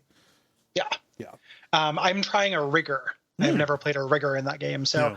I played that game twice before, so it was fun to try a new class. But I can speak pretty confidently about the magic system and stuff, so I think we got it covered. Cool. Yeah. I'm enjoying it. It's hard. It is a game that I think assumes a lot of knowledge coming over from Shadowrun Returns. So that is something I would warn people of. Yeah. Yeah. It is like a plus version of that. Yeah. In a lot of ways. That'll be next week. It's a premium episode, so we will do generalities on the public feed. We'll do the bulk of the episode for our patrons. Yep. If you would like to become a patron, you can go to patreon.com/Duckfeed.tv. Yeah. And if you go to the homepage on Duckfeed.tv, you can see a couple of links to some pages that I made that describe the benefits that you get, including a big list of what you get at the different content tiers. So $5 ducks and $10 ducks. Yeah. So you can just kind of see like, oh, this is all the stuff you get unlocked. It's a lot. It's quite a bit of stuff. Yeah. So we recommend it. You can also leave us a rating and review on Apple Podcast. We appreciate that. Talk about us on forums, spread the word. We appreciate all of that. Yeah.